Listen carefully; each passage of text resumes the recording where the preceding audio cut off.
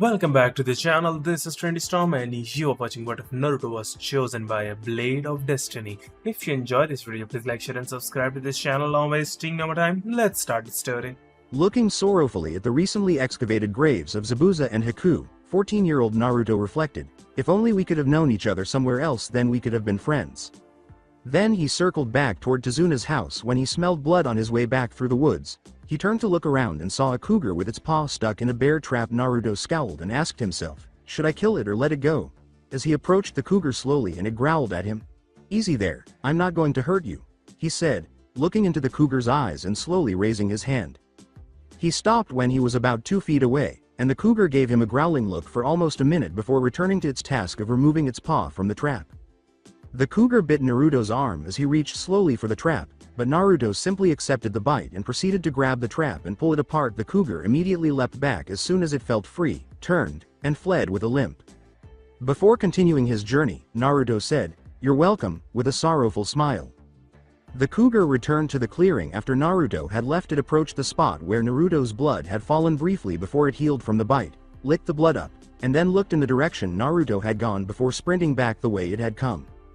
It was nearly dark when Naruto returned to Tazuna, and Kakashi questioned, "So were you able to do it?" Naruto looks at Kakashi and says, "Good, go ahead and eat and get some rest. Tomorrow the workers are mourning all those who died before we got there, and we will continue to guard the client the day after." "Will you be teaching us anything else?" inquired Naruto. With a glance up from his book, Kakashi said, "No, I have to show Sasuke how to use his Sharingan now that he has awakened his bloodline. Sorry." With a sorrowful expression, Naruto inquired, "Where are Sakura-chan and Sasuke?"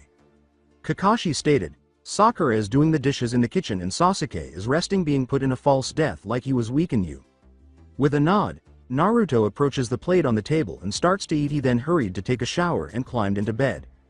Naruto was sweating profusely and turning to his right and left in his sleep a few hours later when he heard his name called and sprang to his feet. As he got out of bed and went downstairs to get a drink of water, he glanced around and asked himself, what was that? He was about to leave the kitchen after getting a drink when he heard his name called once more. He shifted into a defensive position and asked, "Who's there?" He went to the window and looked out as he heard his name again, and this time it was coming from outside. He swiftly glanced around the kitchen, picked up a knife, and left through the back door, heading for the woods behind the house. He heard, "Naruto, come," as he got closer to them and went into the woods. He heard a growl coming from above after 20 minutes of following the voice, and he flinched when he noticed a cougar perched on the cliff above him. As it walked slowly down the hillside, Naruto noticed the cougar's limp and recognized it as the one from earlier. The cougar stopped a few feet in front of Naruto and gestured with its head before turning and beginning to climb the path again. "Are you telling me to follow you?" asked Naruto, blinking. As he started to follow the cougar, Naruto thought, "Okay, this is weird."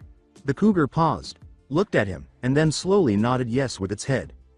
After reaching the cliff, Naruto saw the cougar enter a small cave entrance. He paused outside the cave and waited for a short while before the cougar returned and signaled for him to follow. Naruto bit his lip but got down on his hands and knees and followed through the small entrance. The cave opened up into what appeared to be a shrine. After he had gone about 2 feet, he blinked and saw the cougar staring at him, and Naruto questioned, "What is this place?" Naruto heard a strange noise and turned to look at the shrine's altar. He saw a tanned leather glove with 3 jewel spikes and a handle protruding from the top. He approached the glove slowly and picked it up, saw a small sword inside, and pulled it out. Then he heard the strange noise again, and a circle crest on the side of the sword briefly glowed red with a cougar's head before turning into a slit. He turned to see the cougar he had saved was bowing toward him. Naruto passed out as a result of the intense pain that suddenly shot through his body. When Naruto woke up, he sat up and felt different in some way. Before he could say anything or take any action, a man with red hair, a blue shirt, and blue pants materialized in the middle of the room like a hologram and said, "Hello there, Naruto." In a terrified tone, Naruto questioned, "Who are you and how do you know me?" The individual replied, "My name is Leono, and I know your name because I have been watching you." With a narrowed gaze, Naruto questioned, "What are you and what do you mean watching me?" Leono replied, "To put it bluntly, I am a ghost, and I meant I have watched you to see what type of person you are." "How did I know that you were going to say that?" asked Naruto, who had gone pale. Leono laughed and replied, "It's pretty obvious anyways. The reason I am here is because your actions by helping the cougar here, even after he bit you, showed that you were worthy of possessing the Sword of Omens." With a blink, Naruto questioned, "The Sword of Omens, what's that?" Leono stated, "The sword in your hand is the Sword of Omens. It is a powerful relic of unimaginable power that has been in my people's hands since the beginning. The last of my kind died out several hundred years ago, and the Sword of Omens was placed here in this shrine after my death, waiting for someone who is worthy of it to claim it." "What's so special about this sword?" asked Naruto, glancing at the foot-long weapon. Leono replied, "For that answer you will have to return to my people's home we built after our home was destroyed." Naruto replied, "Now hold on a moment, I'm not going anywhere until I get some answers, and I can just put this sword back where I got it." Leono chuckled and replied, "You really think that you can just put it back after already being chosen by the Sword of Omens? Look at the seal on your stomach." With wide eyes, Naruto swiftly lifted his shirt to reveal the strange-looking seal. When he touched it, it had turned to ash, and when he attempted to remove it from his fingers, it turned their tips black. Naruto was looking up when Leono said, "The Kyuubi is dead. The Sword of Omens can only be used by someone who is pure of heart. You passed out because it was purifying your body of the evil of Kyuubi." After noticing that Leono's fingers were black, Naruto examined his own and questioned, "What is this on my fingers? It's not ash or ink." Leono stated, "During the final battle with a great evil, much like the Kyuubi was sealed in you, we chose to seal the evil away for all eternity, but doing so sealed our souls as well. The souls of myself and each of the Thundercats were bound to our weapons. Now that you have the Sword of Omens, my soul is connected to you, changing you somewhat into a Thundercat, similar to what the Kyuubi did by giving you whiskers." Naruto inquired, "What do you mean changing, and what is a Thundercat?" Leono stated, "The Thundercats are what my people were called. I was Lord of the Thundercats and now you are." With a blink, Naruto uttered, "I don't understand." "Okay.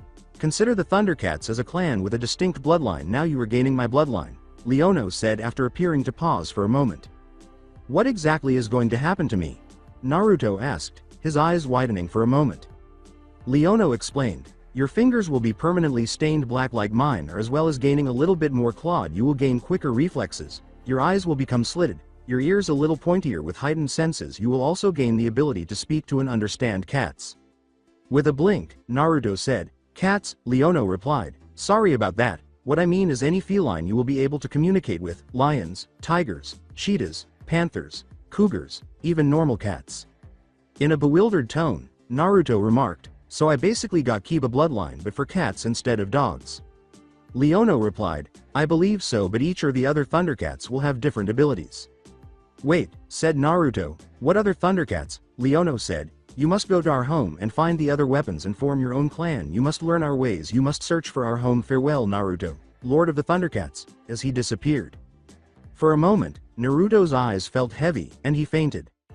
When Naruto opened his eyes again, he discovered that he was still in the cave. He saw daylight outside and took the claw glove and the Sword of Omens, placing them on his hand as he climbed out of the cave. He asked himself, was it all a dream? After he got back to Tazuna's house, he saw that Sasuke and Kakashi had left. Sakura was on the porch with Tsunami peeling potatoes, and she asked, "Where have you been, Naruto?" "Kakashi-sensei was not happy when he discovered you were gone." Gazing out to sea, Naruto said, "Sorry about that, Sakura, but I had something I had to take care of." "Is everything all right, Naruto?" Tsunami inquired. Gazing at Sakura, Naruto blinked and said, "Where is Kakashi-sensei? I need to speak to him about something." As Sakura put it, "I don't know." As he walked inside, Naruto grabbed his pack, a piece of paper, and a pen and wrote something on it.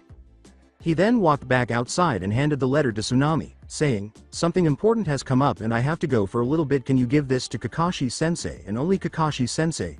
Naruto scowled and looked at his hand, then lifted his shirt a little and looked at the seal on his stomach, thinking, "I need to find out if what he said is true. If the Kyuubi is dead, then everything will be okay. But if this sword just destroyed the seal, it could cause everyone to be hurt." After reading the letter, Tsunami remarked, "Sure, but where are you going?" As he turned and fled back into the woods, Naruto said, "I have to find the cat's lair." He then turned to face the sea once more. Sakura looked at the note in Tsunami's hand and said, "Let me read it please." She then asked, "What's up with him?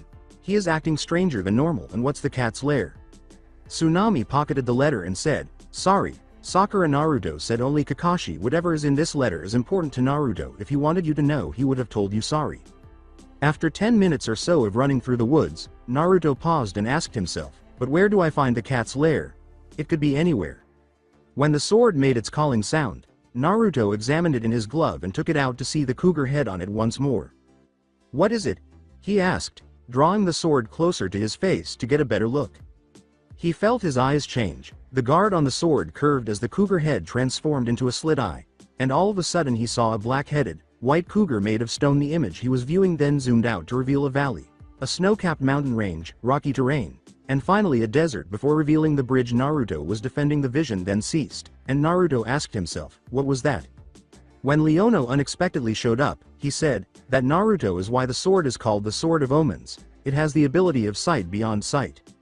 Naruto inquired, what was that I saw though? Leono continued, that was the cat's lair and how to get there, you must cross the great desert, travel through the stone plains, to the frosty mountains and then across the great valley. Cat's lair is on the far side of the great valley. That is all I may tell you. Farewell, young lord. As he once more vanished.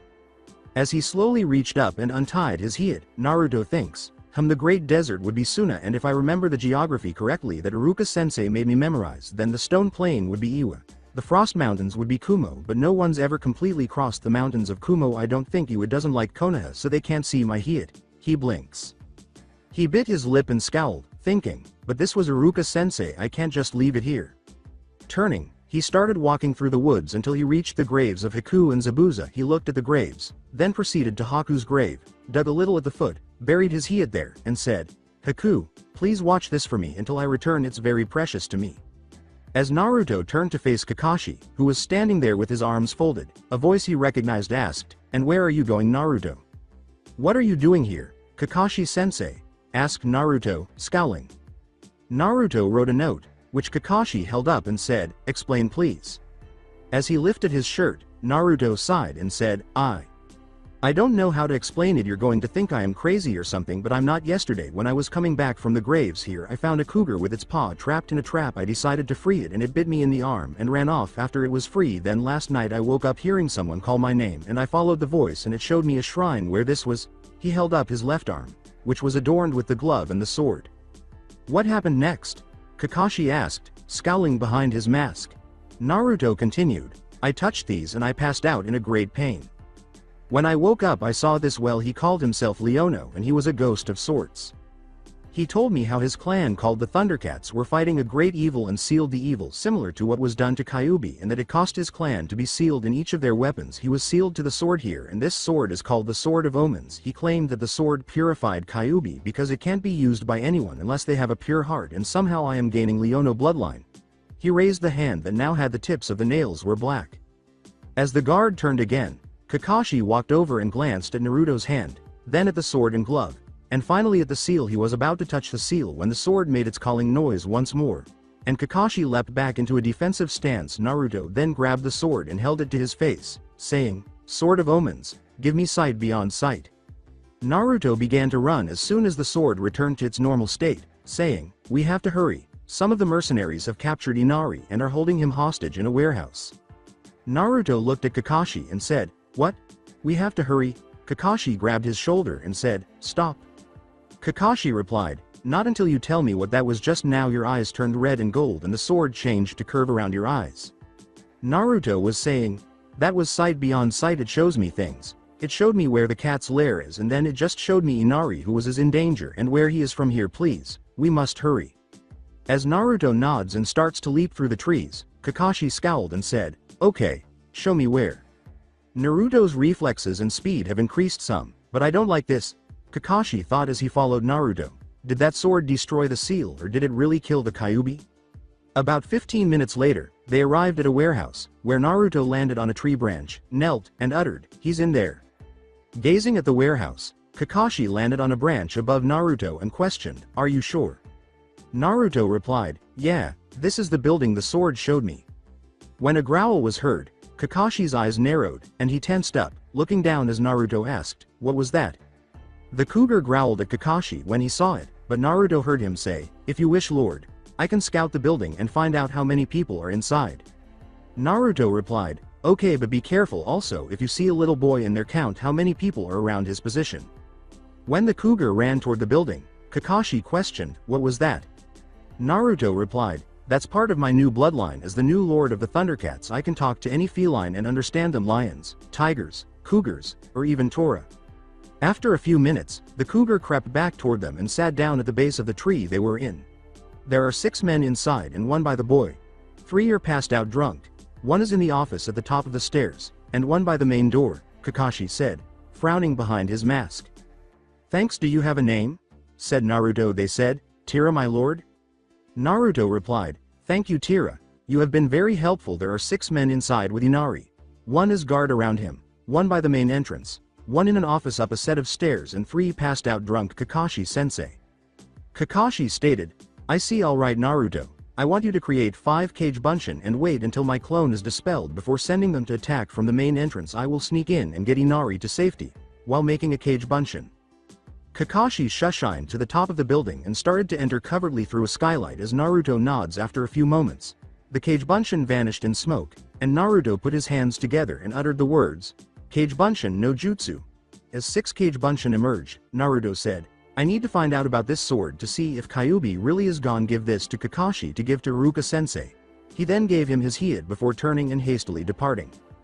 The guard at the door yelled, Hey, wake up, we got company. Kakashi had just cancelled his Kage Bunshin inside the building when he felt the chakra spike, waking the 3 drunks and attracting the guard's attention near Inari.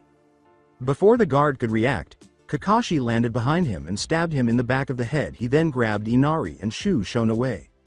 As he handed Inari to Naruto, he returned to the building to finish the men off, saying, Take Inari and return to the house. After seizing Inari and slinging him over his shoulder, Naruto started to sprint back to Tazuna's house.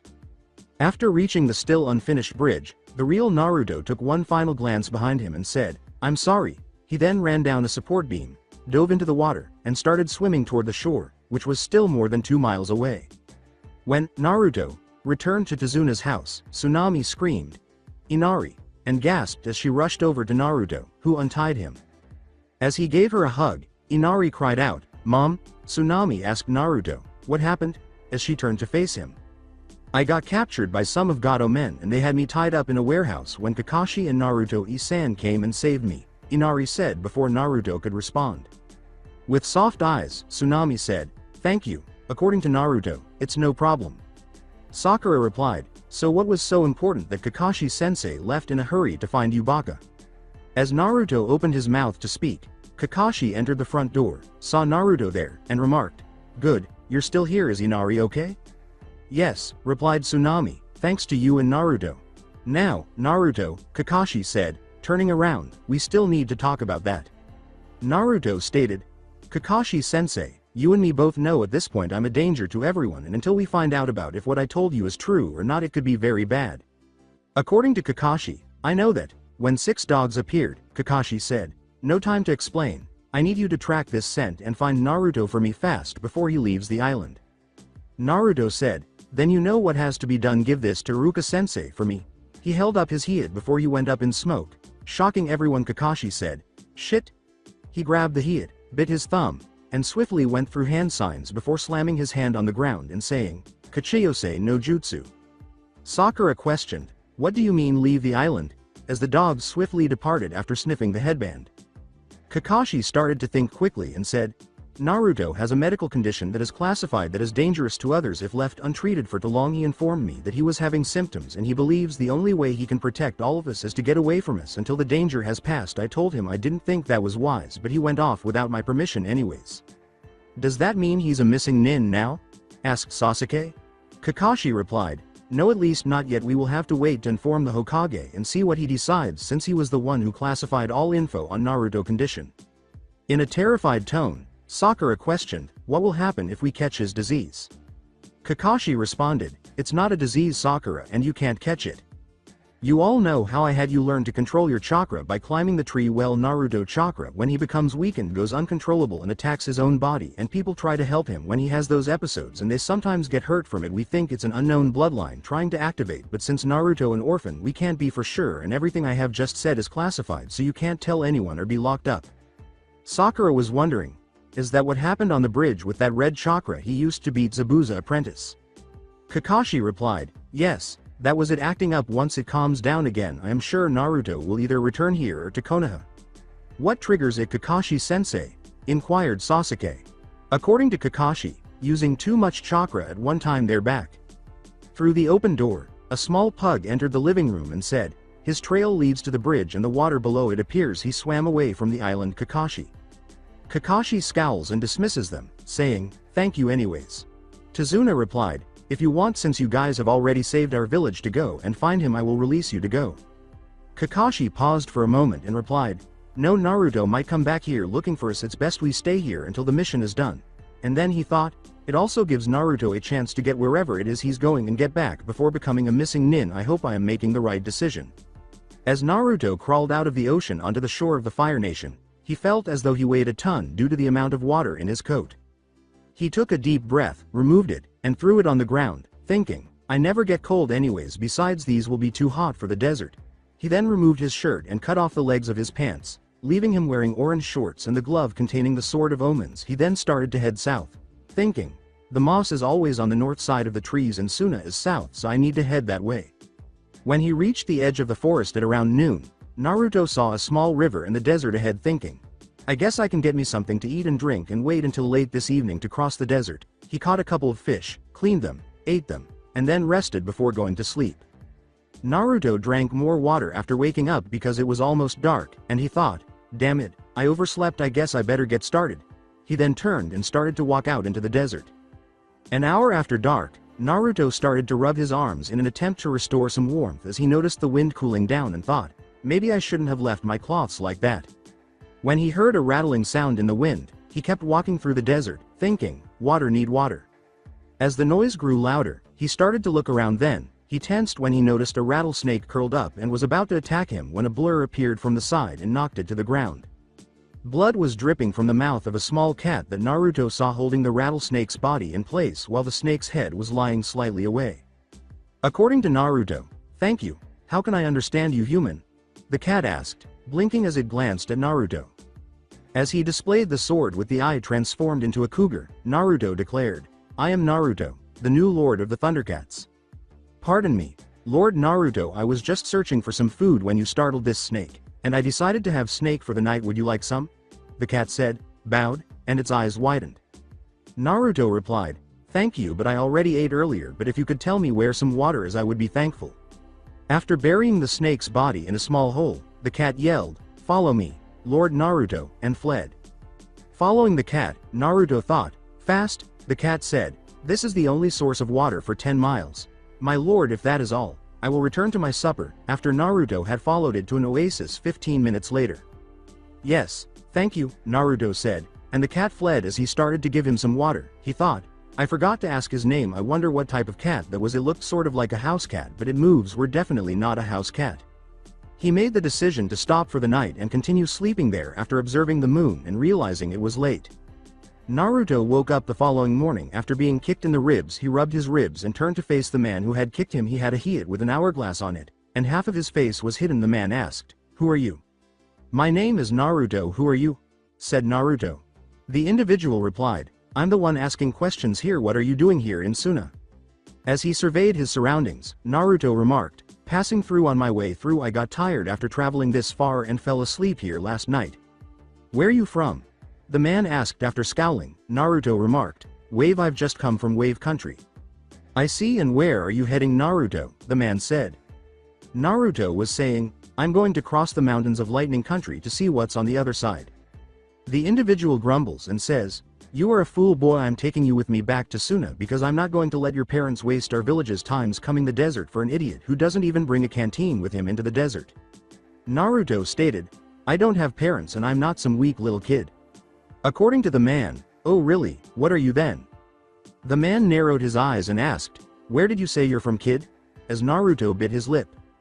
According to Naruto, "I just came from Wave, but where were you from before that?" the man inquired. "Do you know what a Jinchuriki is?" Naruto asked, glancing to the left and right. The man's eyes widened for a second, then narrowed as he held the handle of his sword and said, "Perhaps why?"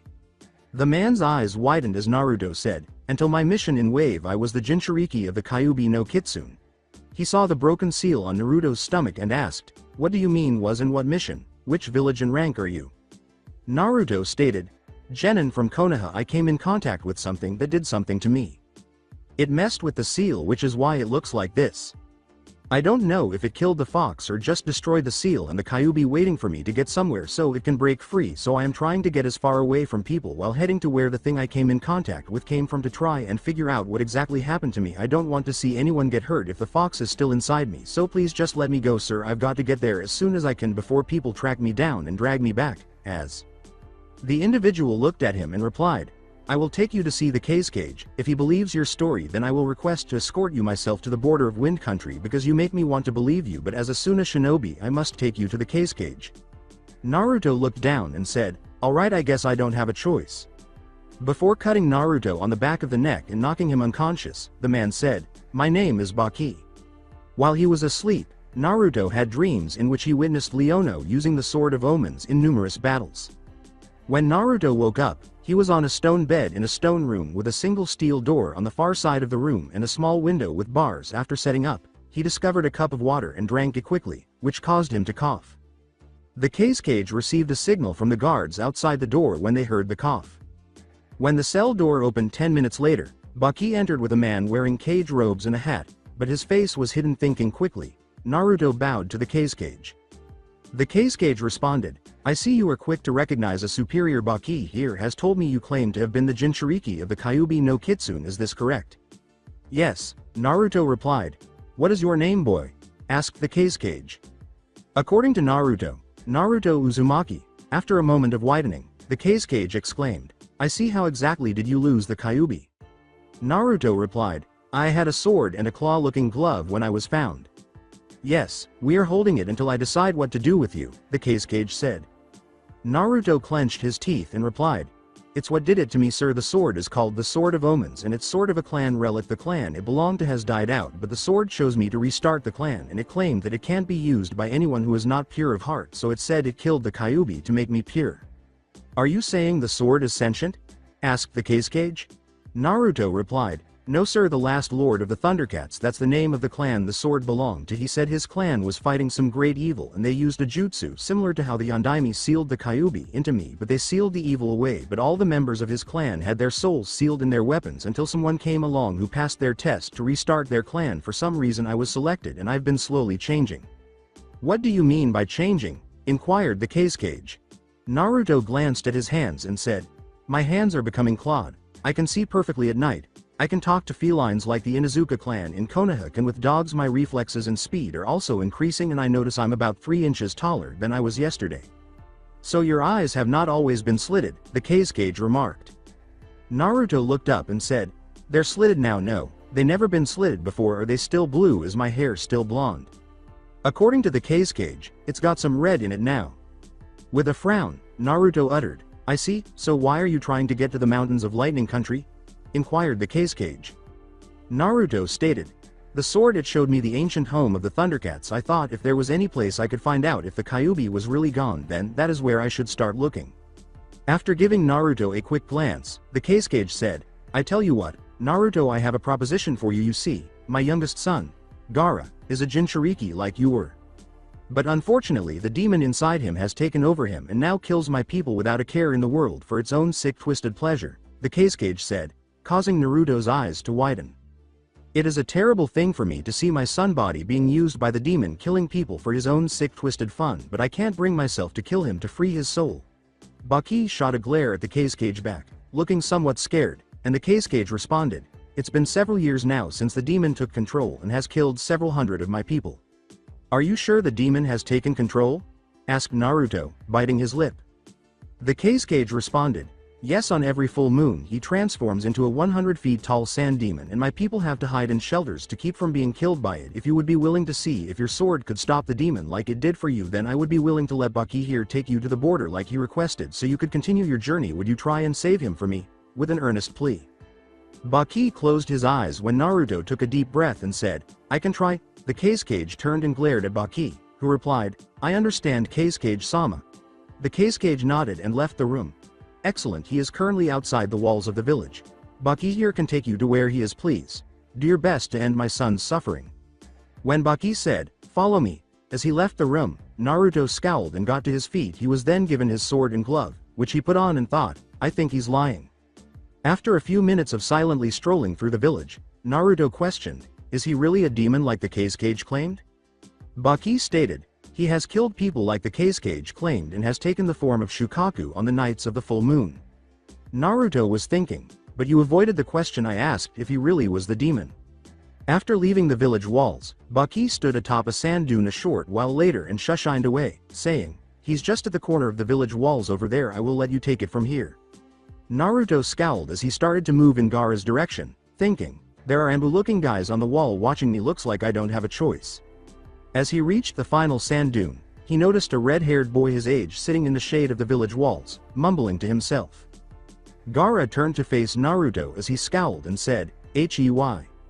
Gaara questioned, have you come to prove my existence? After noticing the sword on Naruto's arm. Naruto inquired, what do you mean? Why are you here? Asked Gaara. With a head rub, Naruto uttered, the case cage sent me here. As he raised his hand, Gaara scowled and said, then you have been sent to kill me, die. Naruto turned wide-eyed, jumped back, and rolled away as wave after wave of sand blasted at him from Gaara. Snatching up the Sword of Omens, Naruto scowled and uttered, I don't want to hurt you. As he continued to attack Naruto with sand, Gaara remarked, you will prove my existence, mother wants your blood. Naruto leapt back and exclaimed, thunder thunder thunder thundercats hoo. The sword's length increased from 1 foot to 3 feet, and the eyes shot into the sky, revealing a red-encased cougar head several miles high. He screamed as he was slammed into the wall behind him as the blast burned a hole in the sand and struck Gaara in the shoulder. Naruto leaps back as a claw of sand shoots out where he was a moment ago. He turns his eye toward Gaara and thinks, please work. An energy beam shoots out of the eye at Gaara, who auto-defense steps in to block it. Blood my blood, Gaara said, rapidly going over hand signals and saying, force sleep no jutsu. As he nods off, sand starts to form around him, and soon after, Shukaku's form appears over Naruto, and Naruto thinks, shit. As he bends down and opens his mouth directly in front of Naruto, he screams, yes, I'm finally free and I see someone I want to kill. As he starts to inhale, wind picks up around him, and Naruto screams as he is drawn into Shukaku's body and down into his stomach.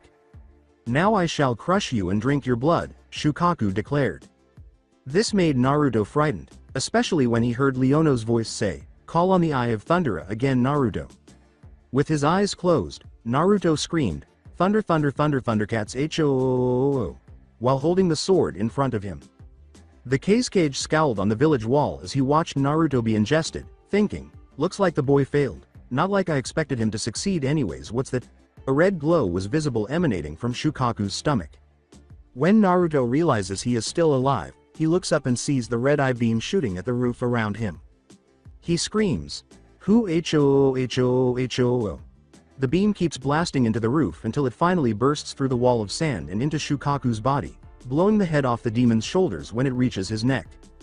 Gaara, who was on top, starts to scream as the beam hits him, and Naruto keeps yelling, hoo, as the sand falls around him and the beam keeps hitting him. Eventually, the beam shoots past him into the air, and Gaara's body falls to the sand below, and Naruto finds himself falling beside Gaara. Now that the threat has passed, the Sword of Omens returns to normal, and Naruto is looking at the unconscious form of Gaara when he hears a woman yell, brother.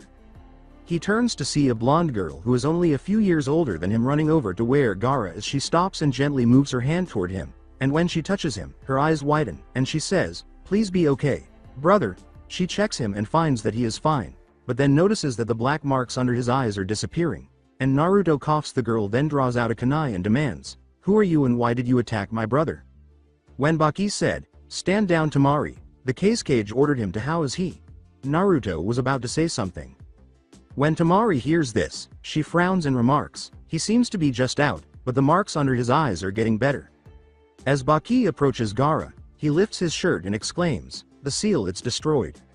As Temari's eyes widened, Naruto remarked, so he's like me now.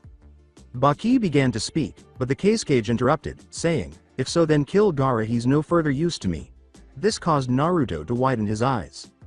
The case cage slapped Temari across the face, knocking her to the ground as she hurriedly stood up in front of Gaara's body and said, but father is. After swiftly drawing the Sword of Omens, Naruto intervened between Temari and the case cage, who retorted, you actually threatening me, boy? Naruto replied, I won't let you kill Gaara or slap her again. I don't care if you are their father, asshole. The case cage started to attack Naruto, but was stopped when the Eye of Thunder glowed and a shield materialized in front of Naruto. After a few more unsuccessful attempts to strike Naruto, the Kazekage yelled, "Baki, I order you to kill them all." Naruto glanced at Baki, who scowled, and before he could respond, a wall of flames erupted around Temari, Gaara, and Naruto. The flames then took the shape of the Nibi no Neko, who snarled. Nibi looked at Naruto and said, "I heard you call my lord, what is your command?" Baki and the Kazekage both leapt back. Naruto, who was gulping and thinking, he never said anything about being Lord of Demon Cats, stated, "I won't let them hurt the girl or the boy anymore if anyone tries to kill them. As of this moment I only have one child and he's a son. I hereby disown and banish both of you. Take them and leave these lands, boy, and never return or I will kill you all." The Kazekage glared at Naruto and then at Temari, who was holding her face and staring at her father with hatred in her eyes. "I will also inform the Hokage as to where his missing ninja is so he can send the hunters after you, as well as inform him about your attack on my person." Nibi grumbled and said, "Threaten my lord again, mortal, and I will destroy your village and feast on your child's bones in front of you before I eat you." After the Kazekage hushed away, Baki turned to face them and muttered, "Please take care of them both, Naruto." Naruto asked Nibi, "Why are you here?" after they had left. Nibi stated, "I heard your call for help and came running. We need to move quickly though because I knocked my vessel out when I came here. Would you like me to carry you free? Do you want to come with me at least until you find someplace you want to stay?" Naruto asked, glancing at Temari, who appeared terrified. "Are you going to hurt Gaara or me?" Temari asked in a terrified tone. Naruto replied, "No, Gaara attacked me before I could talk to him, so I had no choice but to defend myself. For what it's worth, I'm sorry." Temari bit her lip and uttered, "Father, he won't wait long. He probably already has dust ready to kill us the moment we leave." It was Naruto who said, "Please take us out of here." When the flames went out of her body and her regular fur appeared, Nibi said, "Then get on my back and hold on." Temari shook her head and grabbed Naruto as he approached Gaara. Nibi then laid down and they climbed on her back before Nibi fled across the desert. After a few hours, Naruto questioned, "Why did we stop?" as Nibi came to a stop in a small canyon. Naruto and Temari jumped off with Gaara still asleep as Nibi's size shrank until she was the size of a tiger. As she approached a cave, she said, "My vessel is nearby, come." As he went to pick Gaara up, Naruto said, "Here, let me help." He glanced at Temari and Gaara, who had been silent the whole way across the desert. After glancing at him, Temari questioned, Why do you act like you care?" Temari's eyes widened as Naruto scowled and remarked, "Until a few days ago I was a Jinchuriki, also I held the Kyuubi no Kitsune inside of me." Temari remarked, "I see what happened. Can we wait until your brother awakens?" "I don't want to repeat myself," Naruto said, slipping Gaara onto his back and starting to follow Nibi. Temari nods while concealing a kunai in the sleeve of her shirt. Soon after, they entered a cave where they discovered a woman with sandy brown hair dozing on the floor near the rear. Naruto noticed a kumo heat on her head, and Nibi was seated next to her. Nibi replied, "Sit the boy beside my vessel, I will heal them both." "Why should we trust you?" asked Temari. Naruto was saying, "Temari, trust her, she did save our lives." Naruto sat Gaara down next to the woman, and Temari scowled. Gaara and the woman both started to glow briefly as they gasped for air after Nibi turned spectral and threw a tail at them. Then, the tails vanished, and Nibi declared, "It is done. My lord, both are healed now." Gaara was blinking his eyes when Temari approached him. He turned to see Naruto and a woman waking up next to him. Gaara insisted on knowing what happened. When he turned around after being startled by a tail slapping him over the head, Nibi said, "Show respect, boy, you were near death and would have died had I not saved you. My master seems to want you to live, so for him I healed you." Gaara sighed and replied, "Where are we and who are you? All I know you are Temari, my sister, but I don't know the rest of you." Nibi replied, "I am the Nibi no Neko. This is my former vessel, ni Yugito." Blinking, Yugito questioned, "What do you mean, former Nibi?" Nibi stated, "When I heard my master call for help, I broke the seal holding me in you. I gave you just enough energy to survive until I returned and left to find and aid him." "Who are you all?" Yugito asked, scowling and surveying the area. Naruto replied, "I am Naruto Uzumaki, the new lord of the Thundercats Konoha Genin and former Jinchuriki of the Kyuubi no Kitsune." Yugito's eyes got wide, and then Temari said, "I am Temari and this is my brother Gaara, the former Jinchuriki of the Ichibi no Shukaku. We were the children of the Kazekage until he tried to kill my brother, and when I defended him he tried to have me killed. We are now banished from Suna. Both of us were genin of Suna." After attempting to hear his mother but failing, Gaara sat there processing all the information and asked, "What happened to Shukaku?" Naruto stated, "When you attacked me I was forced to defend myself and I used this, the Sword of Omens. It's got the power to kill demons, I guess." Nibi said, "You are wrong, young lord. The sword does not kill demons because we are not actually demons. There used to be two immortal beings on this world, one of pure good and one of pure evil. Both worship the spirits of nature. Each of the odd-tailed Biju were one of the 5 ancient spirits of evil. Each of the even-tailed Biju are the 4 ancient spirits of good. The Thundercats went to end the rule of the evil immortal once and for all.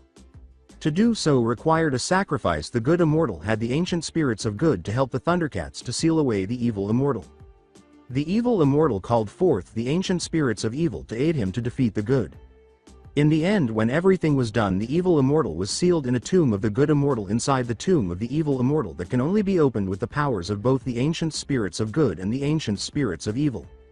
Because of the spells used to have us aid them in the final battle, each of the ancient spirits were trapped in a body so that we could not free the evil as long as we had our bodies. Your sword, young master, does not destroy the spirits but releases them from the body they were trapped in. Now 2 of the ancient spirits of evil are free to do as they please."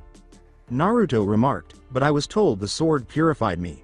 Nibi replied, "Purifying means to remove the sword, remove the spirit of evil from you and Gaara, my lord. If you are truly free of me, Nibi, what are you going to do? Why do you call him your lord?" Yugito questioned as Naruto scowled.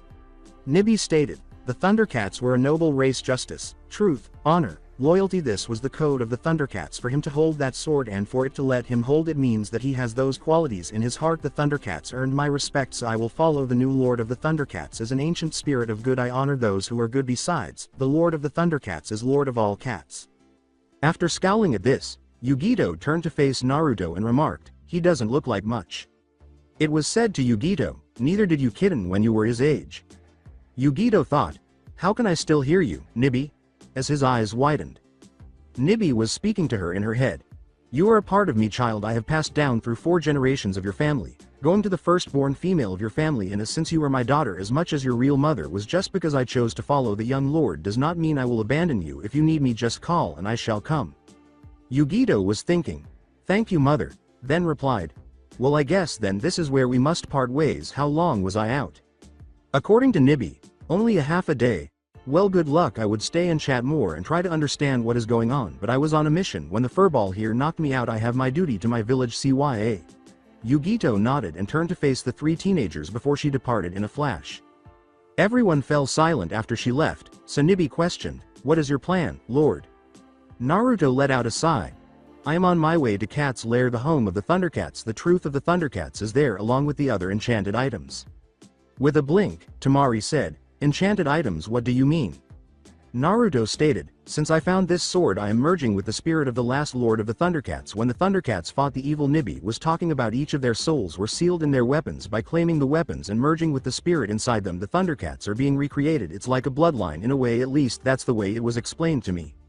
Raising his hand, Gaara attempted to kill Naruto with the sand, but Tamari recoiled in awareness of his attempt, but it was unsuccessful. According to Gaara, "Mother is truly gone. I can't control sand anymore," she scowled.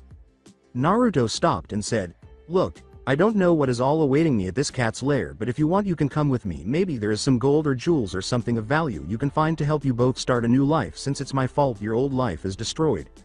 With a scowl, Tamari turned to face Gaara and said, "I don't see where we have a choice. Gaara has no weapons, and all I have is a kunai without my battle fan.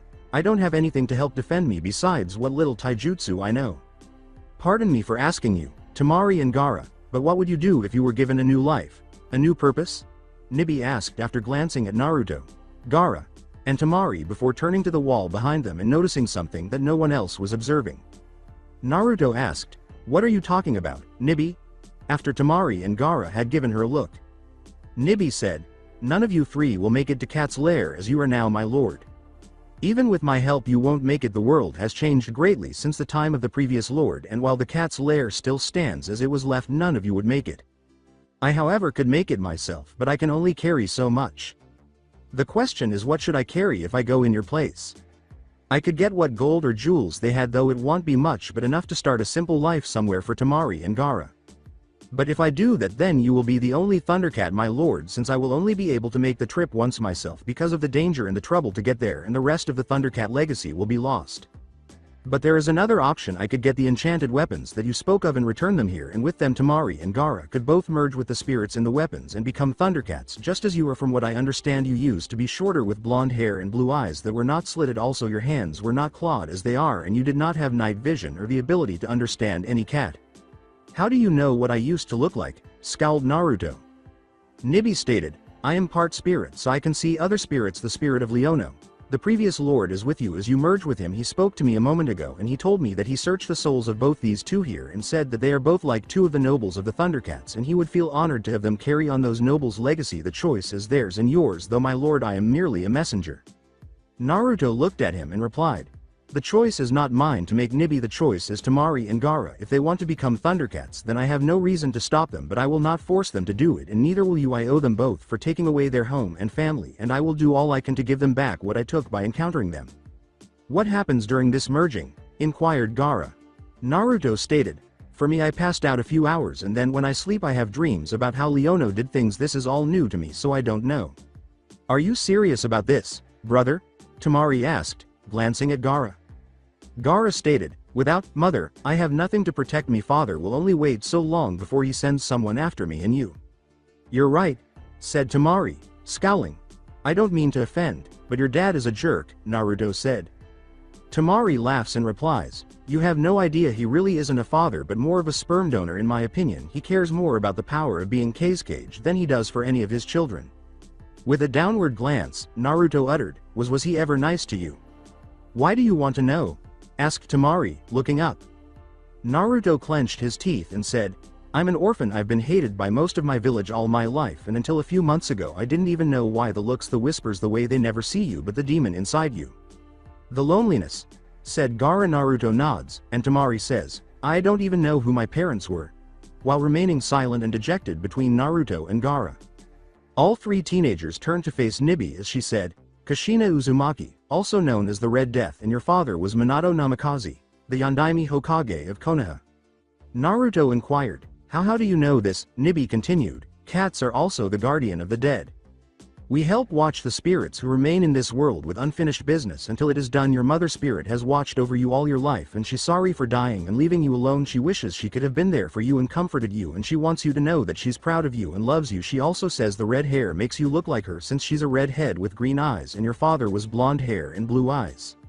While crying, Naruto remarked, I wish I could see her and feel her touch just once to hear her voice.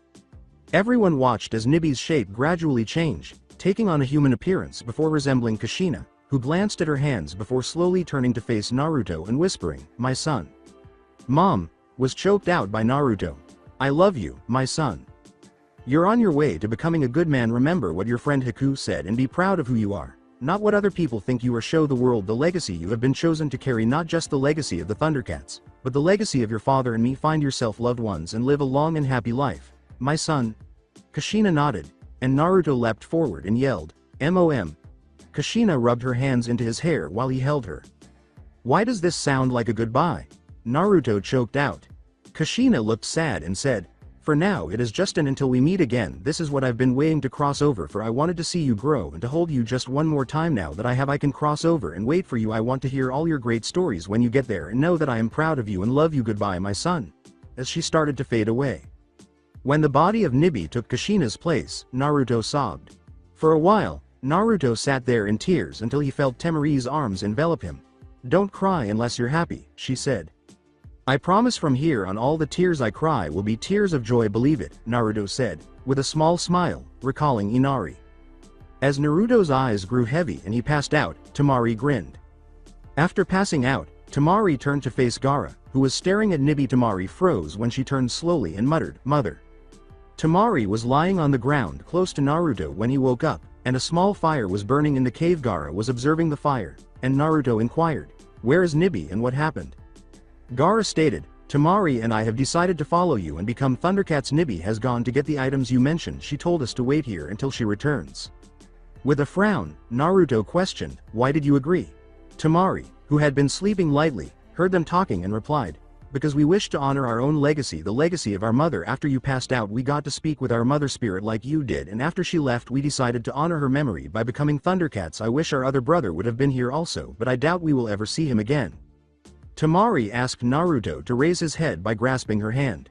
She said, "Don't look down any longer. I thank you for giving my brother back to me and for saving us from father. You have nothing to be sorry for. Gaara had over 200 assassination attempts paid for by father. Today I got to hold my baby brother. I've never been able to hold him because of Shukaku, and Gaara never felt the touch of another human before. These gifts are more than you could ever imagine. They're debts we could never repay."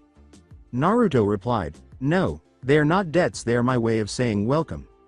Temari laughed and responded, "Sister, are you going to start making those weird noises and scream out his name like father's secretary does when she looks at him like that?" Temari flushed, and Naruto asked, "Huh, what are you talking about, Gaara?" with a perplexed expression. Temari glared at Gaara, who actually winced, and said, "Nothing, Naruto, nothing." Shrugging, Naruto remarked, "I will never understand woman." With her arms folded across her chest, Temari remarked, "And that's the way it should be." Her face was still slightly flushed, but she glanced at Naruto and thought, "I can see what he meant by merging. He's getting a more feral look to him." With a shrug, Gaara lay down and said, "Well, since you are both awake, I am going to try to sleep. Good night." Naruto replied, "If you want to get some sleep, go ahead, I will take watch." Temari responded, "No, I'm awake right now. How about we tell each other about ourselves?" Gaara listened quietly as Naruto said, "Sure, well, and they started discussing their lives, both good and bad, until 3 hours later he fell asleep. As Temari and Gaara slept the following day, Naruto was getting used to the weight of the sword while he was moving through some kata when the eye growled. He thought, "Danger." He looked around before bringing the sword to his face and uttering, "Sword of Omens, give me sight beyond sight." The world sped away, and Naruto saw a path that led past a town and across a long valley before zooming in on a large village. He saw Yugito being held unconscious by two men wearing Enbu-style uniforms, and a short man wearing cage robes said, "I see, so you were able to drug her milk when she was eating at a restaurant here. Strange that it could affect her since she is a Jinchuriki. Take the girl to the dungeons, but she is to be unharmed while I send word to the Raikage and find out what his pet is doing in my village." When the world returned to normal, Naruto scowled and thought, "That was the Tsuchikage. Yugito been captured. I need to save her." He quickly put his hands together and said, "Kage Bunshin no Jutsu." 5 Kage Bunshin appeared, and he thought, "I only wanted 1, not 5. I guess I still have a lot of problems with my chakra control. Okay. I want you to watch Gaara and Temari until I return. Yugito in trouble and I owe it to Nibi to help her." "Got it." "Got it, boss," said the Kage Bunshin after giving a nod. Naruto returned the sword to his claw and started running in the direction he had seen. "No, boss didn't take you because he thinks you're weak or that you would only get in the way. He's counting on you and Gaara to save him and Yugito if he gets in trouble." No, since the whole team walking into an ambush to spring a trap. Temari, who had woken up after hearing Naruto speak, said as she was about to say something after seeing the 5 Kage Bunshin. "How did you know what I was thinking?" inquired Temari. The Kage Bunshin replied, "Because I know that look. It's the look people get when they feel like they are holding everyone back because they're weak. I've had that look before and I've seen others who have had it also." While contemplating his words, Temari replied, "How many Kage Bunshin were you trying to make? I know you claim you can make hundreds, but I'm just curious because 5 seems like overkill to me." According to the Kage Bunshin, boss wanted to make 1. "What chakra control exercises do you know?" inquired Temari. "Tree climbing with our feet," the Kage Bunshin uttered. At this, Temari scowled and remarked, "Your sensei sucks, no offense." All of the Kage Bunshin chuckled and exclaimed, "None taken." Temari responded, "Well, why don't some of you train then? I know one of you have to save energy, but the other 4 could work on your chakra control." Temari's eyes widened as each Kage Bunshin blinked, and she thought, "He doesn't know. Hell, I know, and it's not even a jutsu from my village." She then pointed to one of the clones and said, "You, come here." She kissed the clone on the cheek and kicked it in the nuts to dispel it as she whispered in his ear, "Anything your Kage Bunshin learned is transferred back to the original and the other clones. That's why the jutsu is used for information gathering and scouting." When the clones saw this, they all flinched, and then they extracted the memory from the clone. Before continuing his run to Iwa, Naruto paused and thought, "Good to know, but note to self. Wear a cup around her." His cheeks slightly flushed. When Gaara emerged from the cave, Temari said, "All right, I'm not going to sit here and do nothing, so you 3 are going to learn a chakra control exercise from Suna and Gaara. I figure since you and Naruto are similar, then your chakra reserves are like his and you should be able to make hundreds of Kage Bunshin also, so you can train." You are only to explain it, clone, not do it because you are to save your energy. Now the rest of you. I want you to pick up some dirt in one hand while you use your other hand to mold chakra to pull the dirt up to your top hand like this. She picked up some dirt, and the sand moved from the bottom hand to the top hand as an hourglass of chakra formed around the sand. Then she turned her hand over and repeated. Hey, remarked one Cage Bunshin, that looks like Suna Hiat symbol. Tamari was about to slap herself when she said, this is the jutsu that gave our village its name. Everyone including civilians know this jutsu. It makes it when you master this jutsu where the sand doesn't get stuck to your body and make you dehydrate, losing your moisture quicker. On second thought, maybe you should try picking the dirt off the ground first into one hand, because one mistake and you will dispel, and I want you to at least get a little better control before you all disappear. A Cage Bunshin member questioned, why should we listen to you? With a sly smile, Tamari approached Cage Bunshin, swaying her hips, and whispered in his ear, because behind every great man is an even greater woman. She also dispelled him by kneeing him in the nuts. After turning around, Tamari said, now get to work you also, brother. Gaara was thinking, she's scarier than Moth Shukaku, I mean mother, not scary. After smirking, Tamari walked over to a small cliff that protruded above the cave and sat down. When she saw the Cage Bunshin getting started, she then closed her eyes and felt her chakra move around her as the wind blew across her body. Quietly, one of the Cage Bunshin questioned, what is she doing? After giving her a quick glance, Gaara remarked, she is concentrating on her wind chakra, which is her main element. Should I put this one on top of the other one? As he repeated the hand sign for Cage Bunshin no jutsu, the clone said, like this. When the clone's memories reached Naruto while he was running, he felt the phantom pains and asked himself, while I am glad she wants to help me and makes a valid point, does she have to keep hitting my clones in the nuts? When Leono appeared 2 hours later, Naruto narrowed his eyes as he arrived at a small cliff overlooking the valley where Iwa was. He was momentarily startled and tried to calm himself by saying, damn it Leono, give me a heart attack, why don't you? Leono replied, what are your plans to save this girl Naruto? It was Naruto who said, I don't know why. Leono stated, every battle does not have to be fought with fist and swords. Some battles can be fought with your words and mind. Just because you can kill means you should. So you're saying I shouldn't kill? Scowled Naruto. Leono replied, no, what I am saying is the Lord of the Thundercats, you need to lead by example. You should know that just because a person seems like an enemy now does not mean they will always be an enemy. In my life I fought many people who later became some of my greatest allies. You saw this yourself when you met Zabuza and Haku. Truth, justice, honor, loyalty, this is the code of the Thundercats. As Lord you must show loyalty to your friends and allies. Bring justice and do what is right, not what is easy. When you speak, tell the truth when you can, because if you don't speak the truth, then how can your friends and allies know what you're saying is real and keep your honor? If you can't live with the choices someone gives you to make, then make the choice that you can live with, because your honor is what separates you from men like Gato.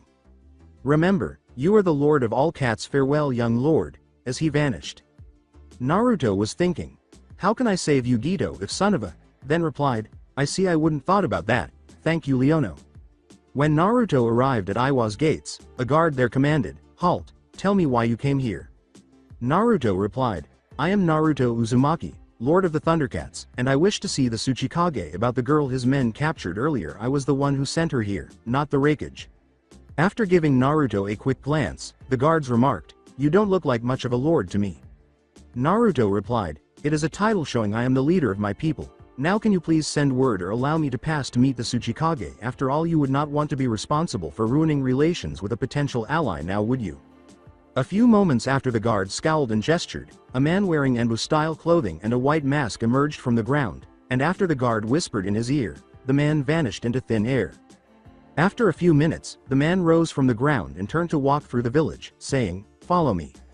The door to the Tsuchikage office opened, and the man who led him there said, you may enter. A moment later, Naruto was sitting in the lobby of the office, and the secretary was working on paperwork while glancing at him with a slight flush.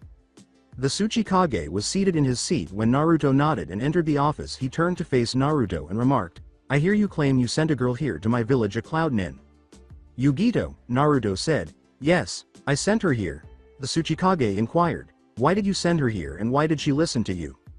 I sent word to the Raikage and already received a message that he has no idea why Yugito is here, and she must have come of her own reason, as she hasn't been seen in her village in a while, and he'd been thinking about having her marked as a missing nin but wanted to wait until he gave her the benefit of the doubt. Far to forgiving if you ask me, but tell me your story. Naruto believed, so I was right. To save face he would sacrifice her to keep from going to war. And he replied, "As I told you guards at the gate, my name is Naruto, Lord of the Thundercats, that is the name of my people. As Lord I have a unique ability, like a bloodline, that allows me to talk to cats and command them. All cats. Recently I was traveling from Wave where Gado shipping has brought that country to its knees to my people's ancestral home, and through a series of events I got in a disagreement between myself and the Yondaime Kazekage. In the argument he tried to attack me and two people who wished to join my clan, and as the leader of my people I defended them using my ability to call for aid. I received aid from the Nibi no Neko herself, not the Jinchuriki but the demon cat." "So you're saying that you have the ability to call the Nibi to you?" the Tsuchikage asked, placing his hands beneath his chin. Naruto replied, "Yes, all cats will follow my command, even those such as Yugito, who because of her relationship with the Nibi and Nibi influence over her body, Yugito is also under my control. If you wondering how Nibi is free and Yugito is still alive, it is because Nibi has the power to bring someone who is near death back to life. When she broke free from Yugito she used her powers quickly to save her life before coming to my call." The Tsuchikage responded, "I see. Do you have any proof of this, and if what you said is true then why is Yugito here?" Naruto stated, "She was actually coming to see you, but she stopped and got her something to eat where your men poisoned her before she could meet you. You can say my bloodline allows me to know what happened to her, but she was coming to request aid in the form of supplies in exchange for information. I have sent Nibi to my people ancestral home to see what dangers might be present in the area before my people arrive there, since it has been a while since we were there before the last war. In fact, when I was notified about Yugito being captured I had my people set up camp and wait for my return to come to speak to you as one leader of his people to another in hopes that we could meet an agreement without the need for violence. I am sure you are not as stupid as the Kazekage is." The Tsuchikage responded, "You interest me, so what is this information you have that you were wanting to trade?" The Tsuchikage's eyes widened as Naruto remarked, "You may have the info, but according to Tora, the Fire Lord's cat, I doubt you will, since this is a secret the Hokage of Konoha is keeping pretty close. The Yondaime Hokage of Konoha has a living heir. As the Tsuchikage put it, and you know who this heir is?" Naruto replied, "Yes, but the question is how you wish to gain the information. I mean, sure you could torture me to get it, but then how would you know I haven't called for aid from Nibi and any wildcats in the area like cougars or mountain lions who would come to attack the village to aid me? Or we could reach an agreement in which I would give you the info in exchange for the supplies my people need and the release of my messenger, since I still have need of her service."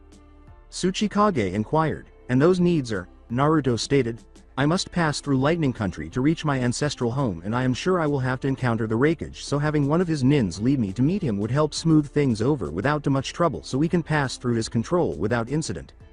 Also, because of Yugito's unique situation, I believe she might be willing to join my clan of her own free will, since my people would be able to understand her, ourselves being closely related to cats as we are," showing his clawed hands and pointing to his slit gaze. The Tsuchikage responded, "So in exchange for giving me all the information you have on the Yondaime heir, you want the girl my men captured and some supplies. What kind of supplies?" Naruto stated, "The two who wished to join my clan were originally from Suna, and the Kazekage exiled them from there. As such he only allowed them the cloths off their back, and so I would like 2 sets of cloths for them and 2 sets for myself, since my cloths were mostly destroyed in the disagreement I had with the Kazekage. 1 set for each in preferably ninja quality material and 1 for civilians, so while we are traveling we don't destroy our cloths, and if we have to meet any other leaders such as yourself, then we have a change to get in to be more presentable. My people travel lightly and are small in numbers, so we can easily get any food we need off the land or in towns as we travel." The Tsuchikage inquired, "If you are coming from Wave, how is it you were able to meet the Fire Lord's cat as you claim?"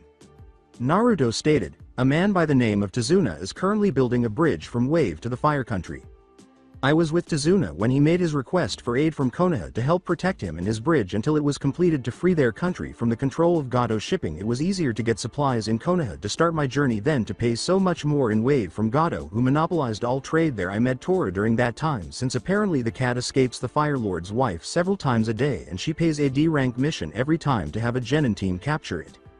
The Tsuchikage lets out a snort and, "I can see that fat woman do that very well. I will release Yugito to your care and give you the cloths for you companions as well yourself for the information you offer, but Yugito freedom comes at a cost. I want to send a message to the Raikage about letting his pets run free. In order for her to be free she has to marry you today, and as her husband and clan leader you are responsible for her actions. Do you agree?" Naruto paused for a moment and thought, "Clever bastard, by having me agree to this, then if she attacks someone then you have a reason to lock me up." He replied, "Very well, but she is to be unharmed and your men cannot provoke me. her, or my people, since we do not wish to cause any trouble and allow us to leave freely. I will also send you any new information I gather on the Yondaime's heir if you would like, though I doubt we will meet again anytime soon since I have responsibilities to my people." It was said by the Tsuchikage. "Very well, I agree, Boulder."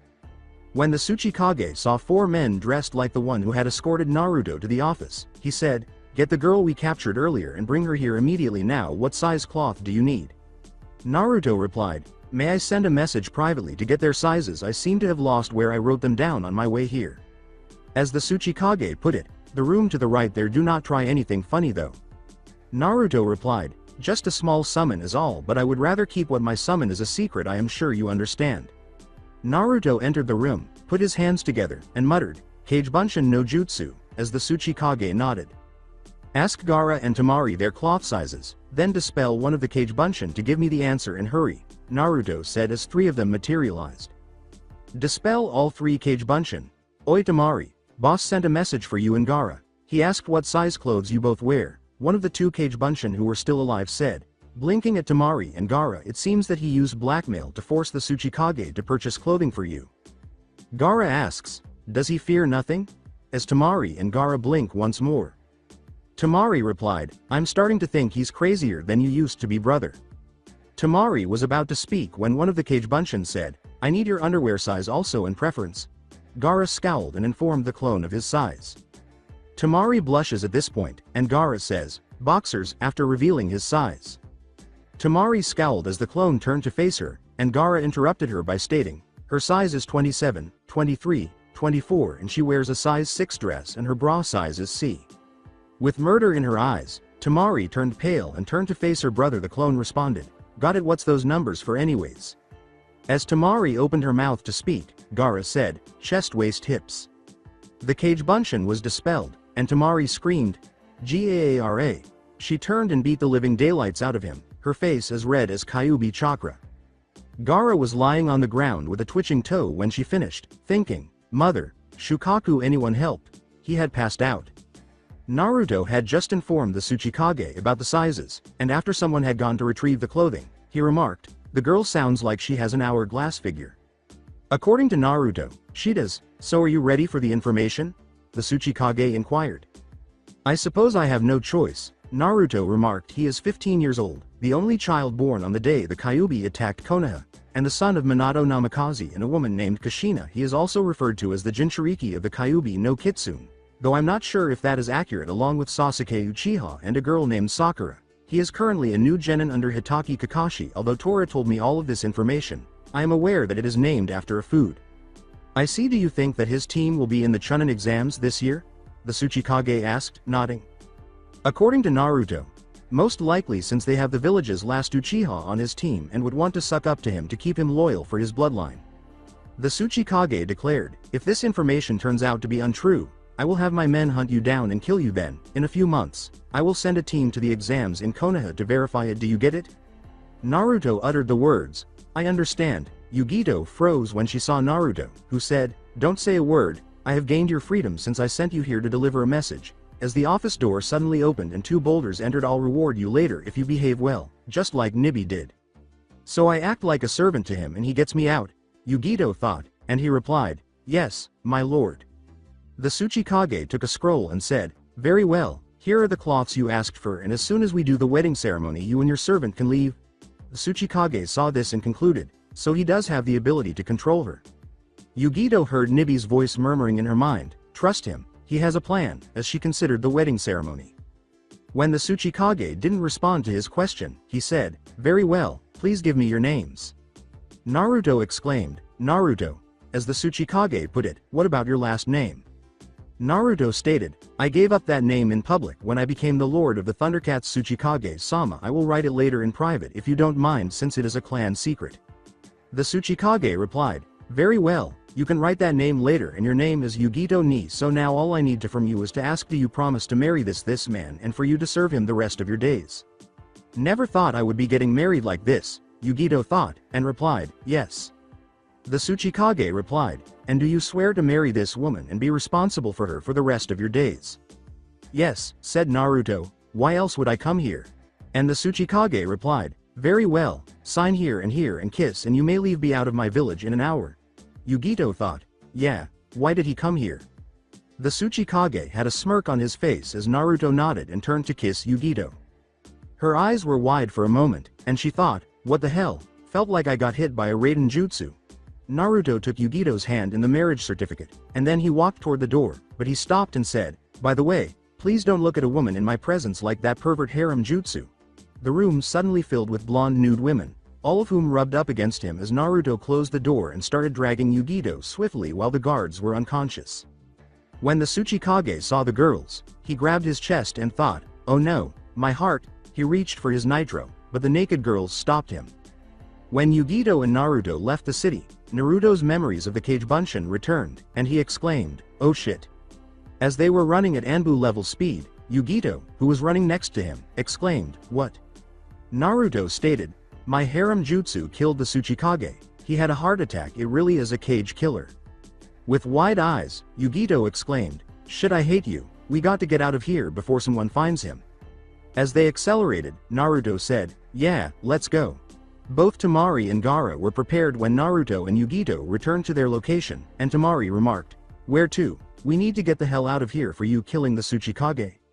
He briefly considered, how did she already know? When the bullet hit him, he replied, right, Cage Bunshin, we need to get to Kumo. The Raikage getting ready to mark Yugito as a missing nin since the Tsuchikage sent a message to him and he claims he doesn't know what Yugito doing there. Yugito, can you lead the way?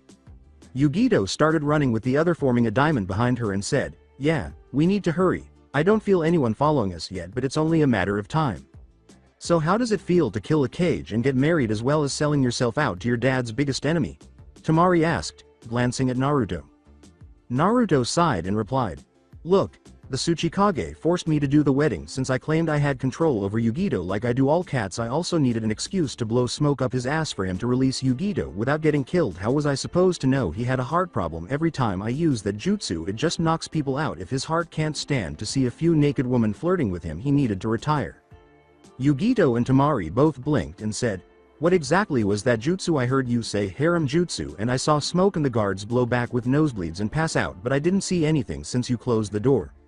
Naruto replied, not now, I'll show you all later. It's my pervert basher. I use it on perverts back in Konoha because there are more perverts there than anywhere. My own sensei walks around reading Icha Icha Paradise all the time and the Hokage does also when he still has paperwork to do. So you're married now? Gaara remarked. Naruto replied, I guess, but I figure when we get to Kumo the Raikage will say it's not legal and have it nulled. The Tsuchikage wanted the marriage to send a message to the Raikage anyways about keeping his ninja under his thumb. Yugito laughs and replies, well, I have to say my first impression of you was wrong. You are more than I thought you were since you had the balls to pull that off, but why did you come? I mean, why come save me? Naruto replied, it's my fault you don't have Nibi any longer. If you still had her then the poison you were hit with wouldn't have affected you, and I figure you were late for your mission because of me also, so it's only right I help you to pay back Nibi and you for helping to save us. After scowling, Yugito remarked, so it was just because you didn't want to feel like you owed me. Naruto listened to her voice and replied, no. That's not all. I would have done the same thing for any of you three. I was told true strength comes from protecting that which is precious to you. In the short time I've known them, Temari and Gaara have become precious to me, and you have as well. As they ran on, Temari asked, why are we precious to you? She and Gaara both looked at Naruto, and Yugito gave him a quick glance before turning to face him. Naruto said, I feel Gaara is like a brother to me in a sense.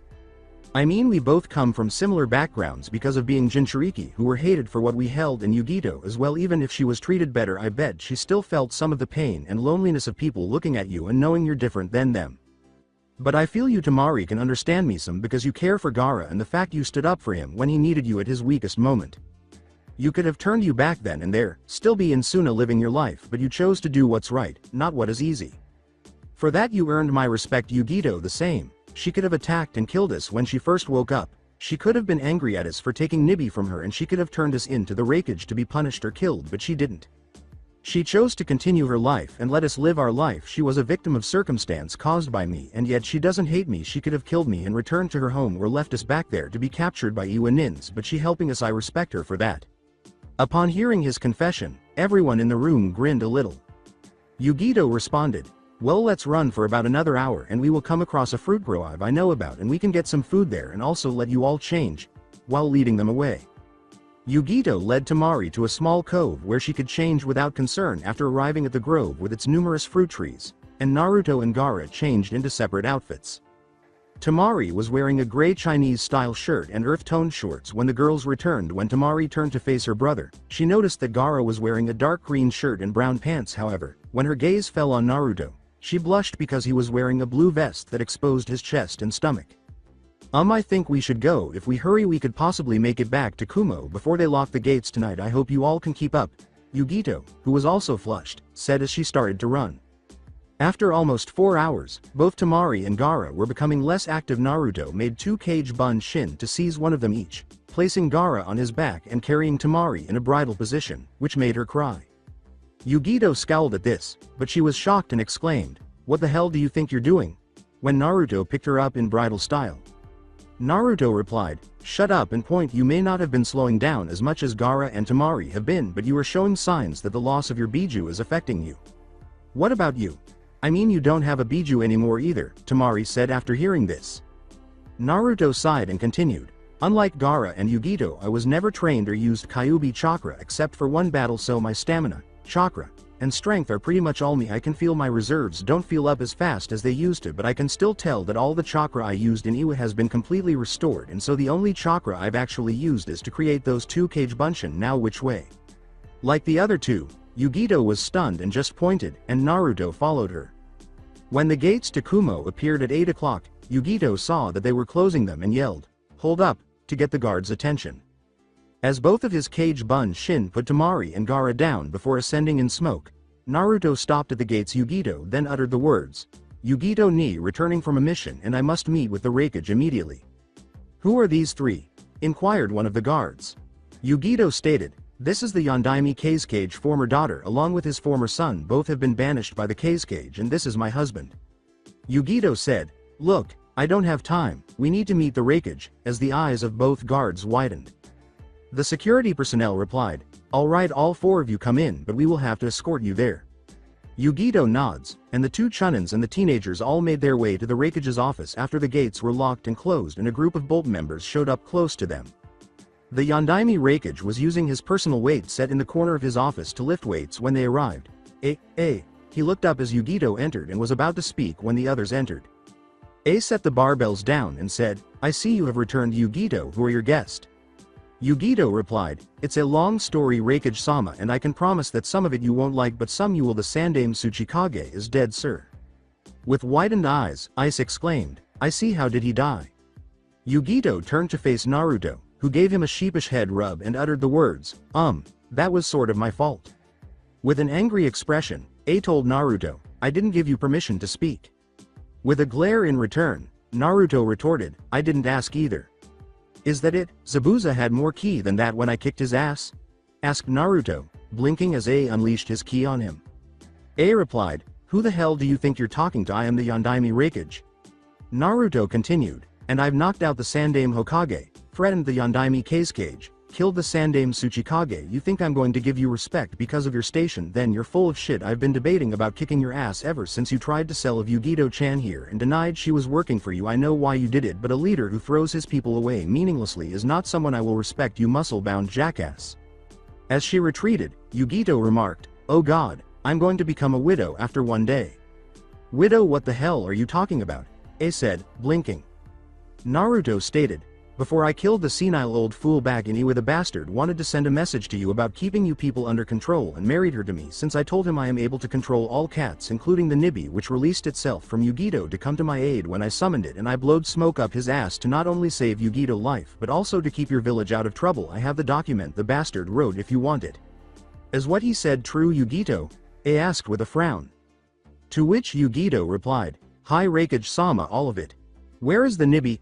asked as he turned. Naruto glanced out the window and replied, "I sent it to the other side of the mountains in this country to the ancestral home of the Thundercats to retrieve some stuff for me since I am the new lord of the Thundercats. My name is Naruto Uzumaki." Yugito said, "Actually sir, there is something he didn't mention I think you should know. He's the son of the Yondaime Hokage of Konoha and also the former Jinchuriki of the Kyuubi no Kitsune." Inquired, "Former, what do you mean?" Naruto stated, "I have a way to purify the odd number Bijus and destroy them like I have done to my own as well as Gaara here, who was the Jinchuriki of the Ichibi." A replied, you're the son of the Yondaime Kazekage.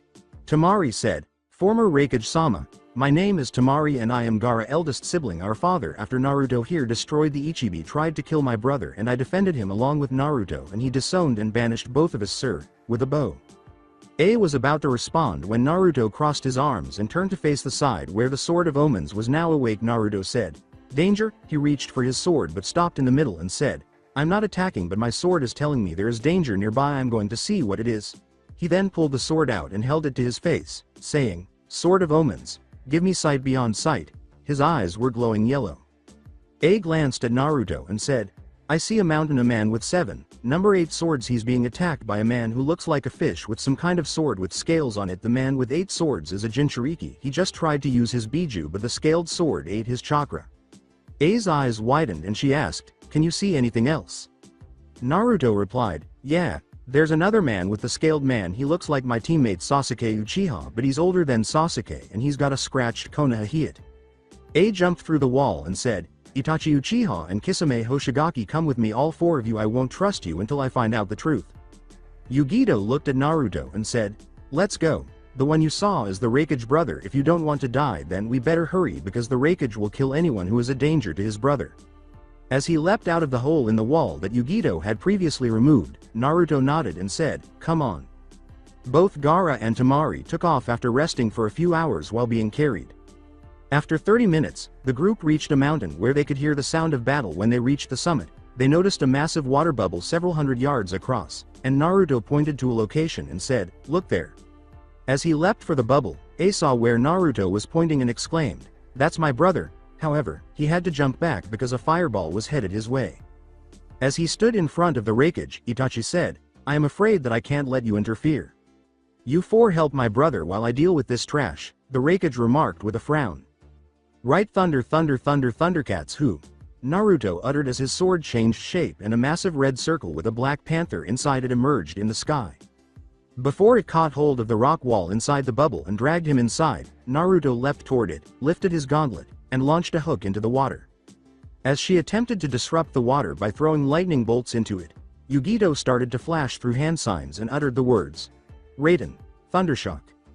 When he saw Kisame and Bai in the middle of the ball, Naruto used chakra to anchor his feet to the rock surface inside the water. He then grabbed the Sword of Omens, tied the toe line around the handle, and threw it as hard as he could at the 2. Bai noticed the sword halfway there, smirked, and started swimming as quickly as he could before grabbing it. He was startled by the sword and heard the Hachibi say, don't touch the sword but grab the hooking line. Bai did, and Naruto started running toward the water bubble's edge, dragging Bai along with him. When Naruto came out, he leapt off the cliff and headed for the ground below, pulling Bai even harder until he blasted out of the bubble, flipped forward, and crashed into the ground close to his brother and Itachi. Never fear, Bai's here. You ready, Edo? Bai said as he got to his feet. When Naruto noticed that Bai was missing the sword, he turned to face the water and uttered the words, shit. The sword was floating in the water. Kisame was standing there when the water bubble burst, saying, damn brat, I'll feed you to Samahada for interfering with my fight. He started to approach Naruto, but a wall of sand appeared in front of him, and Gaara retorted, I will not let you harm him. Tamari snuck around and grabbed the Sword of Omens, and Naruto saw it flying at him and heard a shout of, catch. As Samahada sliced through the wall of sand, the sword returned to its full length. Kisame was joined by Itachi, who declared, we are leaving. What? Why?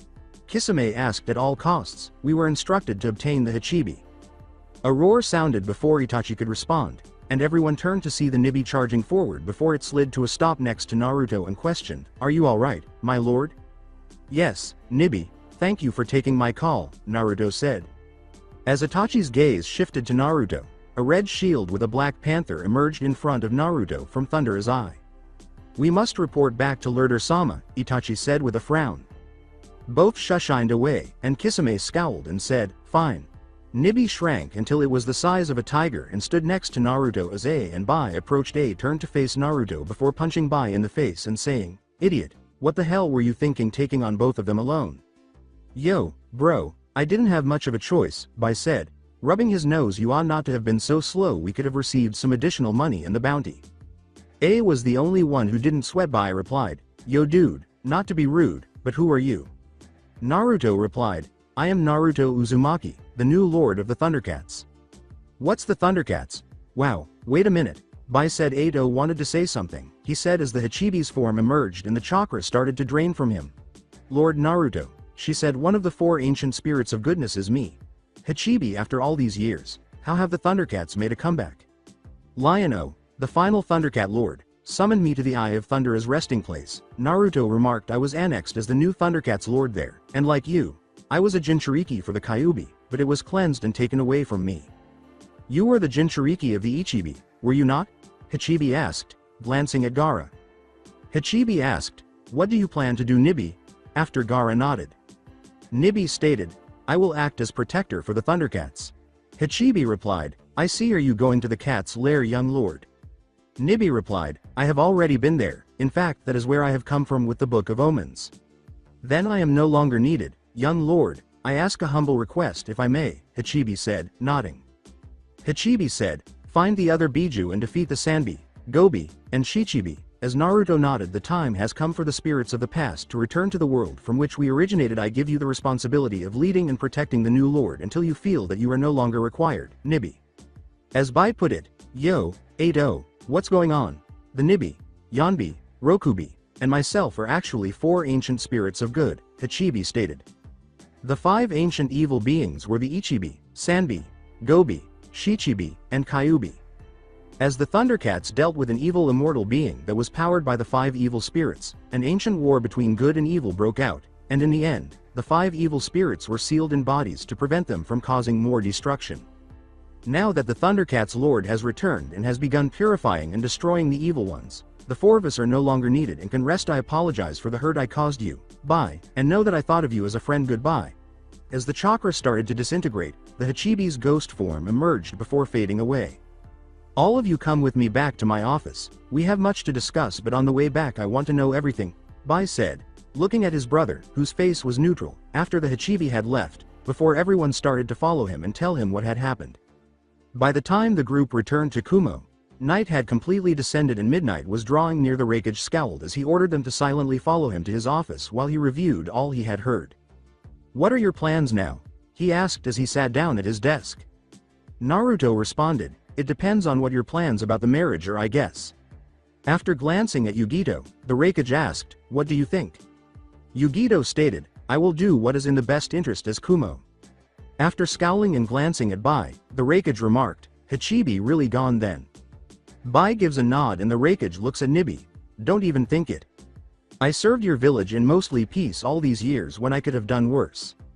Each of the even number Biju were here on this world to help defend it against the ancient spirits of evil who are the odd number of Biju. Now that the Thundercats have returned and a new lord has been chosen, we will return to being spirits as we were. I will guide them until the lord no longer needs me before I rejoin the other spirits. Evil always finds a way to survive and good always finds a champion to fight evil when it returns. What are your intentions for Kumo Namikaze? The Raikage asked, scowling. Naruto replied, it's Uzumaki for now, sir. I've got to get back to Konoha to find out the truth about that, plus I need to look out after my companions. As for Kumo, I don't care either way for your village. I didn't want Yugito to be marked a missing nin or face your wrath because of my actions. I take responsibility for what I do. Justice, truth, honor, loyalty. This was the code of the Thundercats and I plan to live and honor it as the new lord of the Thundercats.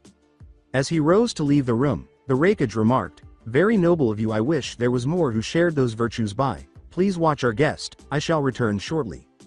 Bai said, wonder what's up with bro, yo, while rubbing his head. Looking at Nibi, Tamari remarked, most likely trying to figure out what to do since Kumo just basically lost 2 daimon spirits. Nibi, said Naruto, scowling, what is this Book of Omens? Nibi transformed into Lion-O, shocking everyone except Naruto. Continued, the Book of Omens is a tome holding the secrets of the Thundercats. Inside it is the history of our people as well as many mystical items.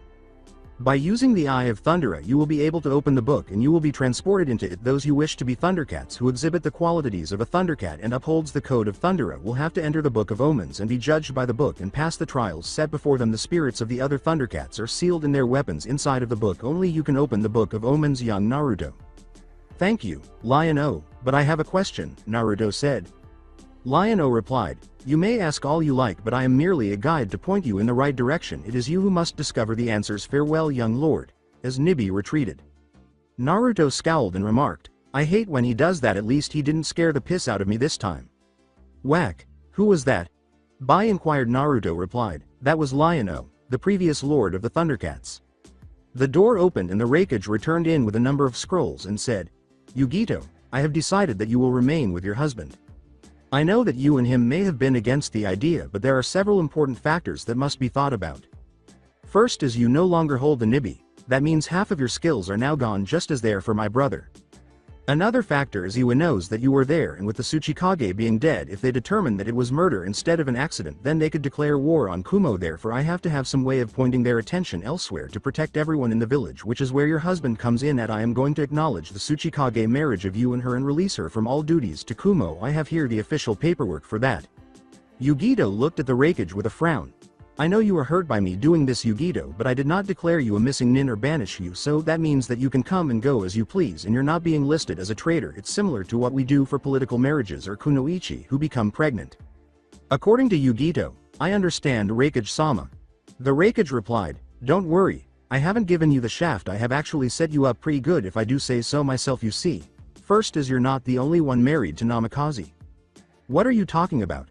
Asked Naruto. The Raikage said, if you have not realized, the Kazekage is most likely going to send hunter nins or assassins after you and the others, then you are an idiot and he could reverse the decision and order his children back and have them publicly killed. The only way to protect them both, as you have stated you want to do, is to have Temari become your wife.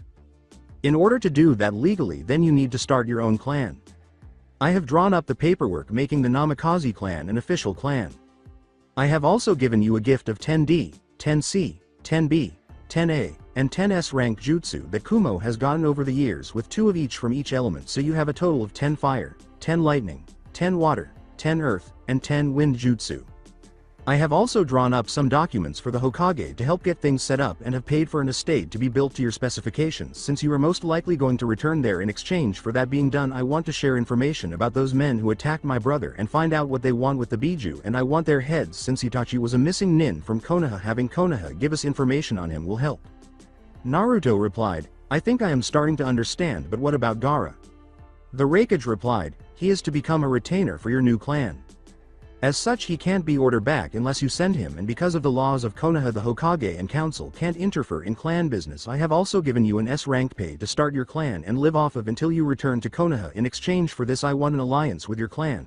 Regardless of Konoha and Kumo relationship with Nibi on your side, I see the only way Kumo can have any help of having her help us is by having you help us. Will you agree to an alliance with Kumo? Naruto noticed that everyone was staring at him and replied, I agree to an alliance, provided that if I call for help you aid us. I will have to speak with the Hokage about this to make it official, because I do not want to be stuck in the middle of a fight between our villages. The Raikage replied, very well, the exact details of the alliance will be drawn up later. I'll come to Konoha for the Chunin exams in a few months, so that would be the best time to do it. Can you make it back there by then? Yes, Naruto replied. The Raikage replied, good, then I have arranged for you a place to stay tonight at my estates, and you have 2 days to rest before leaving. That will give Yugito time to prepare anything she wishes to take with her, but I will keep your place sealed for you so no one may enter, so when you visit you can stay there if you decide to visit Yugito.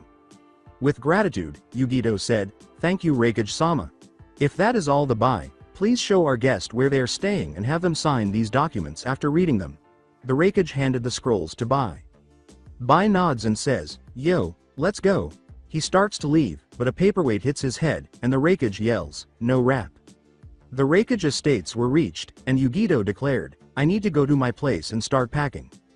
Naruto replied, Yugito, Temari, I know this isn't what either of you wanted. I know I may not be the kind of person you want to marry, so I will not force you to be my wives. I will only be your husband in title until we can get this entire mess I started straightened out. Then, if you wish it, I will release you from this agreement and you can return to Kumo, or you and your brother can go wherever you want. Gaara responded, no, I like the idea of having you as a brother. You're one I don't feel like killing, and I know you really are my brother. Temari and Yugito both blushed a little and smiled a little at this. Yeah, Temari chuckled. Konkuro can be questionable at times. Naruto stated, I still leave the decision to Temari and Yugito. Gaara, with the life I had as well as the first person I counted as a friend, died because he felt he was a tool to his master. I will not have anyone be with me as a tool or feel like they are a tool or have to because of duty. It's all or nothing. Frowning, Gaara uttered, I don't understand. Naruto approached Gaara, put his hand on her shoulder, and remarked, you take good care of Temari. Given Gaara's nod, Naruto remarked. You would do anything for her, right? Gaara nods slowly as Naruto inquires. Then if Sensei attacked her to try and rape her and he ordered you to leave her alone and let her fight her own fight, what would you do? According to Gaara, I would kill Sensei and defend her.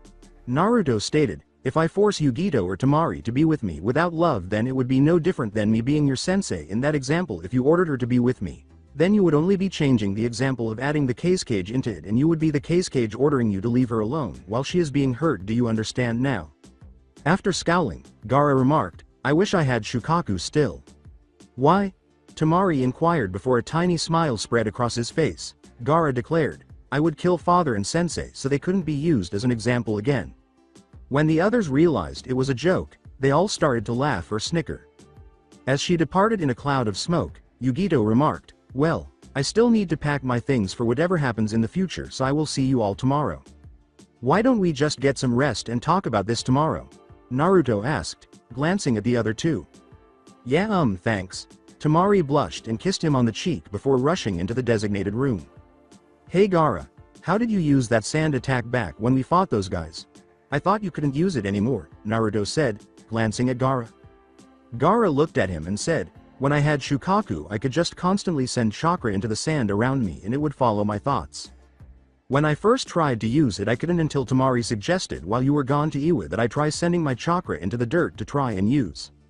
I did, and at first nothing happened until I found a little sand in my pocket. I pulled the sand out and sent my chakra into it and it started moving. I then had to try and make more sand, which it did, and I tried to control it but it wouldn't work until I sent chakra into that also. It seems that I have to infuse the sand with my chakra to make it follow my commands. I had the sand form my armor of sand around me so I can keep it with me and infused with my chakra at all times.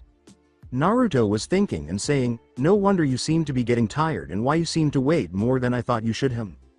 Gaara replied, well, I feel tired, and since I can sleep I want to try and sleep. Nodding, Naruto said, yeah, go ahead. Naruto got up and left the room after Gaara left, and he soon discovered Bai sitting on a balcony overlooking the village. Yo, Bai said, what's up? I'm sorry about Hachibi, you seem to have been friends or something, Naruto said as he approached.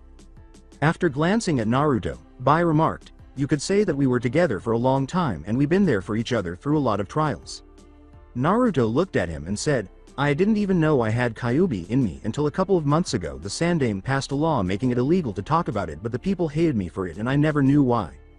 Bai glanced back over the town and said, a part of me is sad he's gone, but I am also happy that he is, because now that I know the truth about them, I know that he is getting the rest he's deserved along with the others.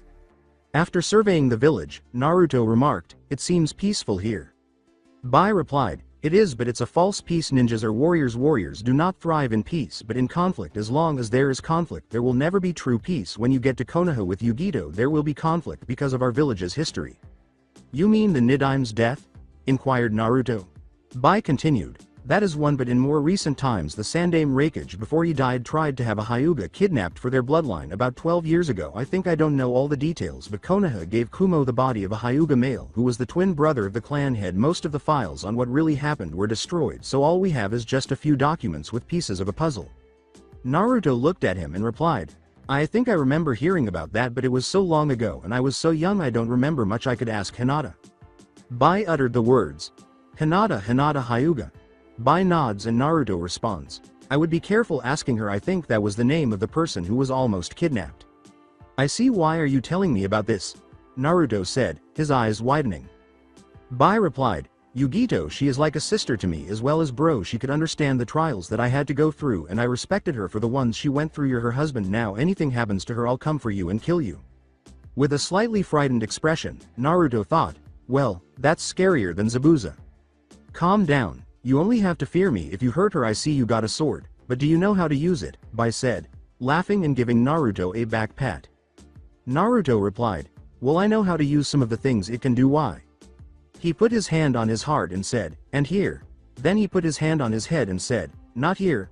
Bai scowled and said, kid, the sword doesn't make the person. The person makes the sword. It's an extension on yourself and a part of you. You're supposed to be this big lord of the Thundercats, right? Well, if you're not him without the sword, you never will be him with the sword. You have to be the lord here. Bai touched Naruto on the chest and said, you've got it here, kid, but you need to get it here to truly become who you want to be. Bai said this as he touched Naruto on the side of his head as he looked down thoughtfully. Biting his lip, Naruto questioned, "But how do I get it?" Bai replied, "You're doing it now, kid. Listen to those around you. Learn from their experience. Ask them for advice. The difference between a regular leader and a great leader is learning from those under you." With a smile, Naruto said, "Come."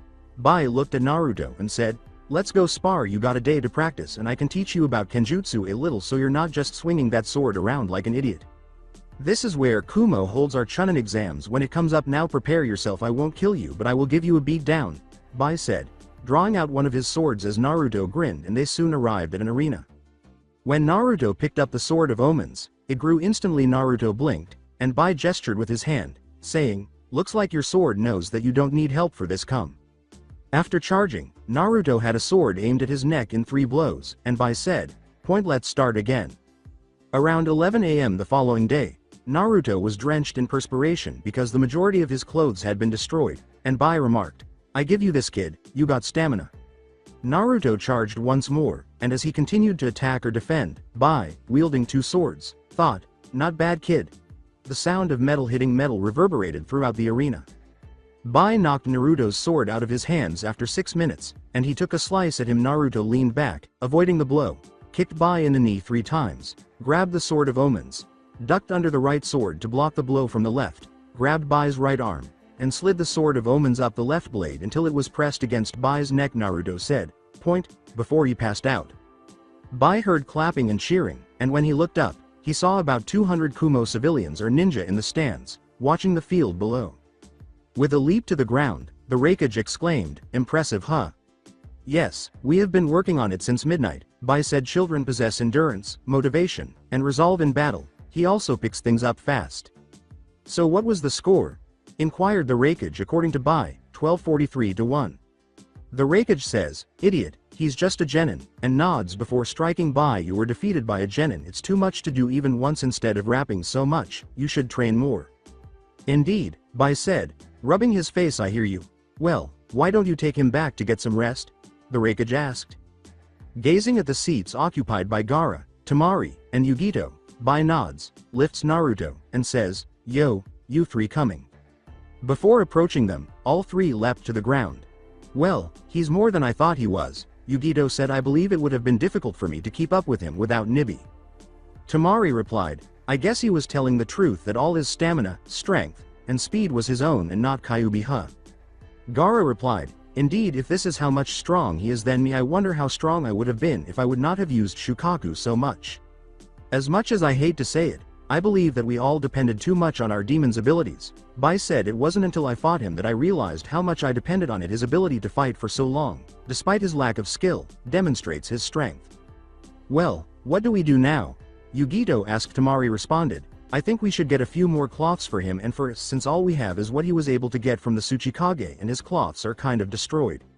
Yugito replied, "But how do we know what size cloths to get him?" Everyone blinked as Naruto opened his eyes and moaned as he started to come around. He exclaimed, "What, hey, put me down." After dropping Naruto to the ground, Bai glared at him while laughing, and Naruto questioned, "What happened?" Bai replied, "What was the last thing you remember?" After reflecting, Naruto uttered the words, "I remember holding my sword at your neck." Bai continued, "Then all you missed was all the people cheering for you after you passed out." Slowly nodding, Naruto uttered, "Damn, I'm tired." According to Gaara, they said we need to get some cloths. After pondering, Naruto replied, "Yes, do you know where we can get some?" Temari's and Yugito's eyes brightened, and they both said, "Shopping." When Bai saw both girls dragging the guys away, he thought, no matter how strong or tough women act, they always have an obsession with shopping with other people's money. Naruto became alarmed at the look, and Gaara appeared perplexed. As Naruto, Yugito, Gaara, Temari, and Nibi arrived at Kumo's gates the following day, the Raikage remarked, "Remember to give those scrolls to the Hokage and take care." "We will," said Naruto. "Goodbye and best wishes for the prosperity of your village." It was said by the Raikage, "May you live and lead well, kid." After Naruto and the others had left, Bai remarked, "That kid will change the world." Naruto gives a nod. According to the Raikage, yes, and for the better, I believe. Bai was only able to nod. Yugito blinked and said, "Hey, where are we going?" After 30 minutes of walking, the other way is Konoha. As he kept walking, Naruto said, "I know." Everyone else appeared perplexed. "Aren't we going to Konoha?" inquired Yugito. Naruto continued to walk while saying, "We will." "Is something wrong, Naruto?" Nibi inquired. Naruto paused and uttered, "There's a problem, something is off, but I'm not sure what it is. Something is wrong, and I can taste it in the air, feel it in the earth, and hear it in the wind. It's as if the world is fighting itself." "Interesting," Nibi said. "I wonder," she said, glancing curiously at Naruto. As everyone looked at her, Tamari questioned, "Wonder what?" "I can't say," Nibi said. "You are the one who must make this decision." Frowsing, Naruto remarked, "It's why I know not to ask, isn't it?" Gaara questioned, "Ask what?" "Ask you three if you want to become Thundercats," Naruto said. "Something tells me not to ask you yet, even though I mentioned it and gave a hint. I'm unable to explain it." Yugito responded, "Do you think it has something to do with the sword?" Examining his path, Naruto remarked, "No, I've had this kind of feeling once before. I ever got the sword right before I met Zabuza and Haku." "Then what should we do?" Gaara inquired. After shrugging, Yugito remarked, "What can we do? Follow Naruto." With a frown, Naruto said, "Then come," and started to walk further. When they reached the seashore 2 hours later, Naruto pointed to an island in the distance and said, "There, that's where we need to go." "That's," Yugito said as she ceased speaking. To which Tamari replied, "That's what? That island is special to Kumo," Yugito remarked with a frown. "Bai and I were sent to that island after receiving our Biju in order to learn how to manage our abilities and avoid letting them control us. Learning to use the Biju was made easier by something about that island." "Mum Rana Tomb," said Nibi, the guardian of virtue. "What is it I am feeling, Nibi?" asked Naruto. Nibi replied, "That is something you must find out yourself." Tamari remarked, "Hey look, isn't that a boat going to the island?" as Naruto turned back to face the island. Yugito replied, "What? But nobody's allowed to go there without the Raikage and Bai's permission." Naruto replied, "Well, someone is, and I got the feeling that is why I feel we had to come here." "Come on, there's only one way to find out," Yugito said as she climbed into the trees. She said, "I know where we can get a boat." Yugito led them to a house and knocked on the door as they soon arrived in a small village. After a few seconds, Yugito picked up a key that had been pushed out of the mail slot and turned to leave. Naruto inquired, "What was that?" "This whole village is a Kumo outpost to protect the island we are going to," Yugito stated. "Since they recognize me, they know I can enter the island without any problems. Come on now," she said as she led them to a boat and they boarded it. Yugito then turned on the motor, and the boat started to move, startling the others because none of them had ever been on a boat before, with the exception of the dingy Naruto's ride on his way to Wave. When they reached the island 20 minutes later, Yugito remarked, "Well, let's see if we can find this person." They started searching the island for the individual and soon discovered a girl gazing at a waterfall with red eyes and green hair. Nibi exclaimed, "Shichibi." Chakra started to form off the girl as she turned and said, "Nibi, how nice to see you again." "Why are you here?" asked Naruto as he moved forward. She said, frowning, "So those two were telling the truth and there has been a new Lord of the Thundercats selected." The girl turned to face Naruto. Tensing, Naruto uttered the words, "What of it?" According to the girl, he asks, "What of it? What do you think, Sanbi?" A boy with pink eyes and blonde hair appeared atop the waterfall, causing everyone to tense. He said, "To think that we came here to destroy this tomb and find the cause of our recent trouble. What ought we to do now, Shichibi?" Jinchuriki and Naruto were surrounded by Chakra, and Naruto commanded, "Nibi, get the others out of here." "I can't," Nibi said. "We will all turn back into spirits if they destroy this temple, including me, the Yanbi, and the Rokubi." Naruto seized the Omen sword as it snarled. The Book of Omens was knocked out of Naruto's weapon pouch by Nibi as he was doing it. The Sword of Omens then swung the Eye of Thundera into the book, causing it to open and sending everyone there vanishing in a burst of light. When Naruto first appeared, he was standing in front of a white pyramid, and Nibi was standing next to him. Naruto glared at Nibi and asked, "What the hell's going on, Nibi?" According to Nibi, "It's time you accept your destiny." As Nibi disappeared and merged with the earth, Naruto appeared perplexed. Lion-O then came out and declared, "Naruto, it's time you prove you are Lord of the Thundercats. All of the people who were with you previously are present in the Book of Omens as we speak. Everyone, including you, faces a challenge that they must overcome." Naruto replied, "But I didn't ask the others if they wanted to be Thundercats." "Well, not exactly. We cannot alter who we were destined to be," Lion-O stated. "None of you who gathered here did so by accident or good fortune. You were all meant to cross paths and come together, each of you as a descendant of the Thundercats' original nobles Willycat, Tigra, Pathro, Chitara, and me." The Sword of Omens flew to his hand. Then he drew back and threw it with a powerful throw, sending it sailing into the distance. It's time to wake up the sleeping cats and unite them once and for all. Startled, Naruto exclaimed, "Wait, you mean that?" "Yes, you are also one of our descendants, mine." Lion-O remarked, "There is not much time left for you and the others. You need to locate the Sword of Omens and awaken Thunder's Eye. Be aware that the two ancient spirits of evil who entered the Book of Omens with you are currently reawakening the book's ancient evils in order to destroy the Thundercats and their descendants, putting all of your friends in danger." As he disappeared, he said, "Good luck, Naruto, and know that I believe in you." If the others are in danger, I got to save them, Naruto thought as he started to run after taking a moment to look where he had been and then glancing at the distance where he saw the Sword of Omens fly. She was in the desert when Temari appeared, and she asked herself, "Where am I?" as she looked around. A woman's voice said, "In the Book of Omens." Temari turned to see a blonde woman in a tan one-piece suit that exposed her figure, with black spots in her hair and tan marks on her face. According to Temari, "Who are you?" The lady replied, "My name is Chitara, one of the nobles of the Thundercats." When Chitara said, "You're going to ask what's going on, right?" Temari began to speak. The response is that every one of you who was present when the Book of Omens was opened was drawn into it. This is because it's time for you to become aware of your own past. Asked Temari, "Our history?" "Yes, you see, you are indeed my descendants," Chitara said. "All of you present are descendants of the original nobles who lived through the devastation of Thundera. Our homeworld." Naruto unintentionally started a mission to bring the nobles back together and restore the legacy of Thundera and our people when he found the Sword of Omens, which contains the Eye of Thundera, the source of our powers. However, there isn't time to elaborate further because the two ancient spirits of evil are already on the move and we will soon be attacked. Chitara remarked, "You can't defeat these enemies that are coming as you are," and Temari stiffened as she started to look around. "You need to accept and value your true self. Come." She stood up and began to flee. Temari began to follow her, but as soon as Chitara appeared to turn into a ray of light, her eyes widened and she paused. Chitara then returned and said, "Listen, don't get distracted. You must follow me and keep up the best you can. We are both in grave danger. If that sandstorm makes it here, take this. It will be beneficial. Believe me," she said, removing the Thundercats insignia from her chest and passing it to Temari. Temari nodded and bit her lips before they both fled across the desert, evading the storm that was threatening to form in the distance behind them. Yugito thought, "How the hell did I get here?" as she wrapped her arms around herself and found herself on a snow-covered mountain. It was said by a man, "A mind as sharp as yours could probably guess." Yugito turned to see a man wearing a blue outfit, with a whip on his hip, and orange fur with black and white stripes surrounding him. "Who are you?" asked Yugito. The individual replied, "I am Tigra, noble of the Thundercats and one of your ancestors." Yugito asked, his eyes widening, "What?" "Yes," Tigra said, "to restore the Thundercats' legacy.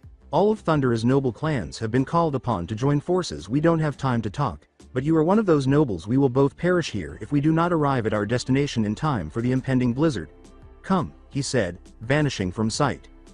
When Tigra reappeared, Yugito looked around in disbelief. He took the Thundercat symbol off his chest and gave it to Yugito before vanishing once more, saying, "Use your mind to see through what is real and what is not here. Take this. It will aid you when the time is right." As it started to snow, Yugito scowled before spotting footprints in the snow and starting to follow them. Once in a cave, Gaara heard a gruff voice say, "Ah, someone finally here to help." Gaara turned to see a man wearing a blue spandex suit with spikes on it. He had white and gray skin. According to Gaara, "Who are you?" The individual replied, "I am Panthro, one of the Thundercats, and you're Gaara, one of my descendants." "How is that possible?" Gaara scowled. "How do you breathe air?" Asked Panthro. "We're running low on air, but it's something you just can do. The ancient evil spirits blocked the entrance to this mine. We will run out of air if we don't cooperate and push this boulder back up the mine shaft." Before he walked over and started pushing against a boulder, he handed Gaara the Thundercat seal off his belt and said, "Here, take this, it will help." "What are you waiting for, Death?" he asked. "Come assist." As the boulder started to move slowly, Gaara approached and started pushing, asking, "How far is the mine shaft?" As they kept pushing slowly, Panthro remarked, "You don't want to know, kid." Following their appearance on an island in the middle of the ocean, Fu and Yagura looked around before a male voice said, "Look here, sis, they finally got here." "I know, took them long enough," a woman's voice said. "Hurry up, you two, we must move quickly." When they turned to face the source of the voice, they saw two teenagers, one dressed in tan and the other in blue, with red hair, black streaks, and a hint of white in their fur. According to the male, "I'm Willycat," the woman added, "and I'm Willykit." As Kit did the same to Fu, Cat removed his Thundercat seal and handed it to Yagura, saying, "Look, take these and come on, we have to hurry." Then Fu said, "What's going on?" Cat stated, "A tidal wave is coming. The ancient spirit of evil that was inside both of you are trying to destroy you before you can awaken the power in your blood." Grabbing his head, Yagura said, I don't remember anything. What's happening?" Kit stated, "You've been under someone's control for nearly all your life. Thanks to the spirit that was sealed in you, with it no longer in you, the spell you were under is now broken." Frowning, Yagura said, What's going on? Please tell us." As Cat and Kit pushed a log raft into the water and retrieved a few pieces of wood, Cat said, "Just hop on the raft and start paddling. We can explain on the way." Yagura grudgingly got on after Fu also grabbed a piece. Kit and Cat began to explain the Thundercats, the last battle with Mum-Ra, the sealing, the truth about the Biju, their ancestry as Thundercats, Naruto, Tamari, Yugito, Gaara, and Nibi, as well as how they were mentioned in the Book of Omens. After they had begun paddling, it would be an understatement to say that both were shocked. Fu asked, "Is it me or is the water going down?" as they paddled. Kit replied, "Unfortunately you're right. All we can hope is that Naruto gets to the Sword of Omens while we try and stay ahead of the tidal wave that is coming." When they heard that, everyone started paddling more quickly. Thought, "I have to hurry and get to the sword. Please let me get to them in time." Naruto was climbing a mountain. Keeping the Chitara trail in sight as she ran across the desert, Tamari thought, "She has super speed but only in short bursts. It appears it's directly related to her stamina."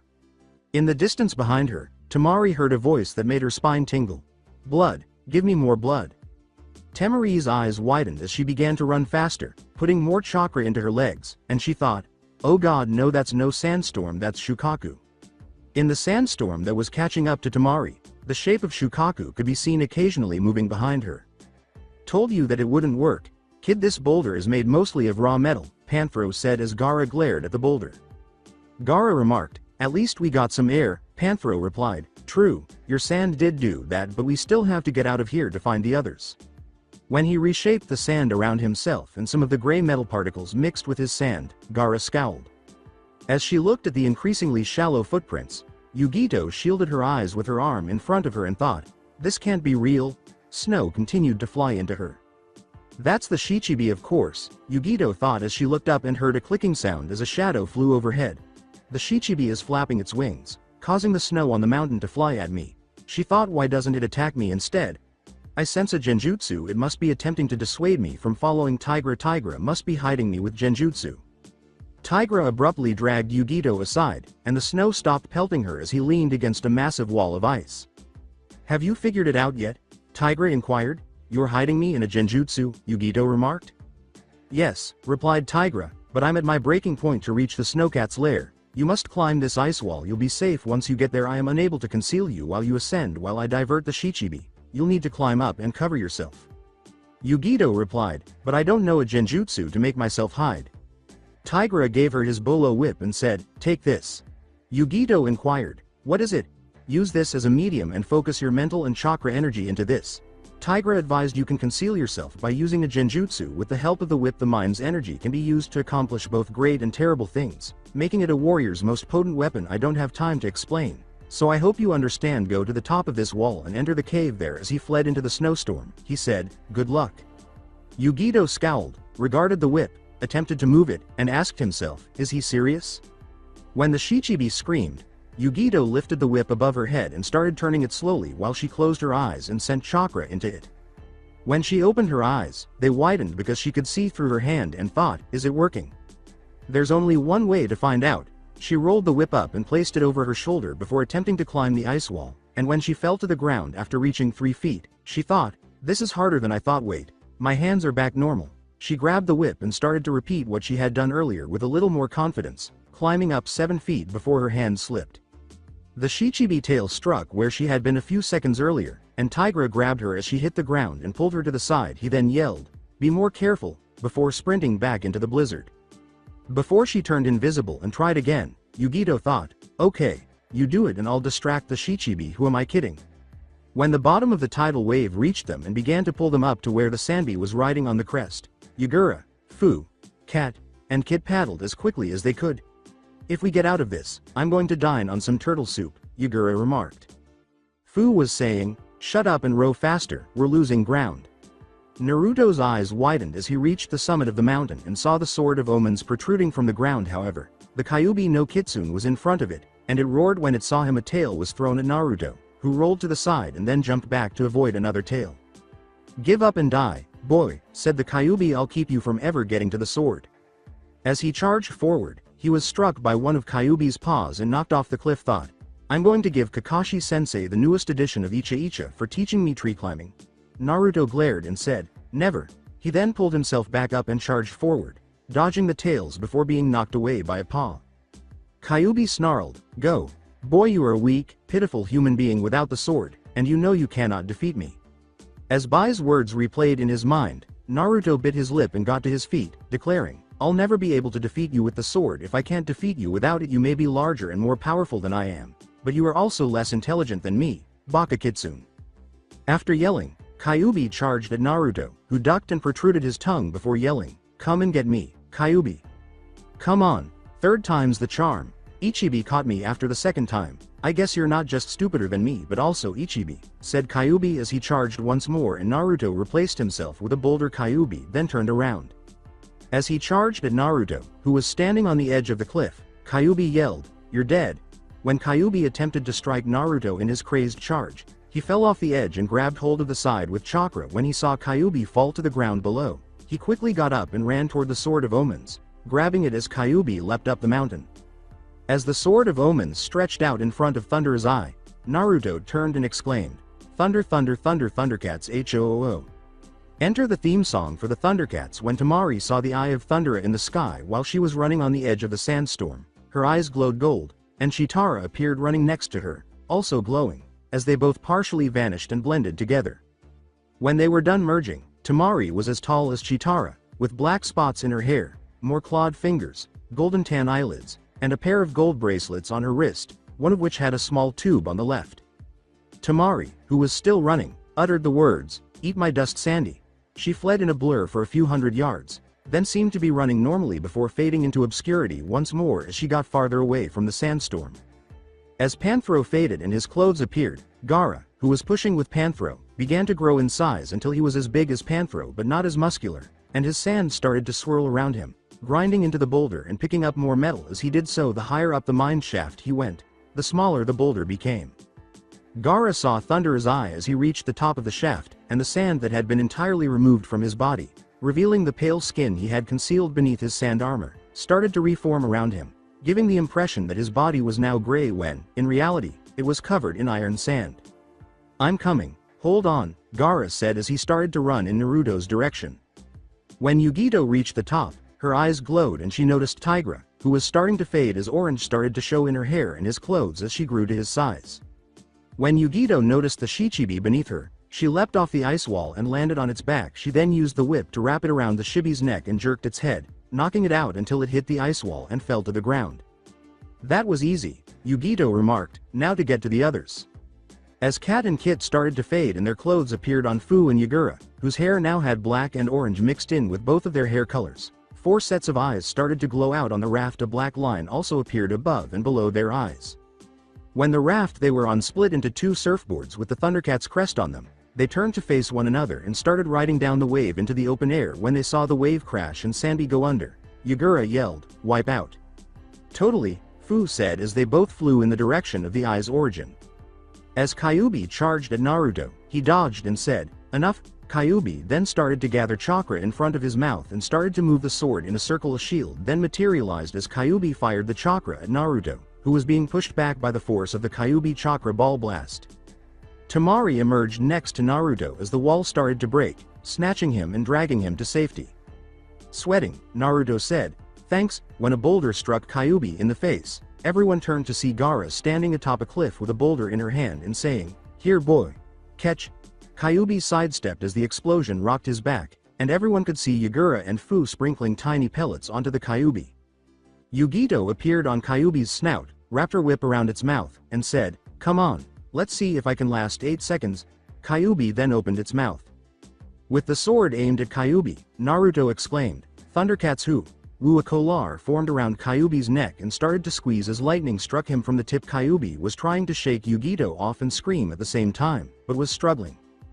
Before he fell off the side of the cliff once more and Yugito jumped away, Naruto started to attack the Kolar, and Kyuubi started to scream and cough as blood flew out of its mouth.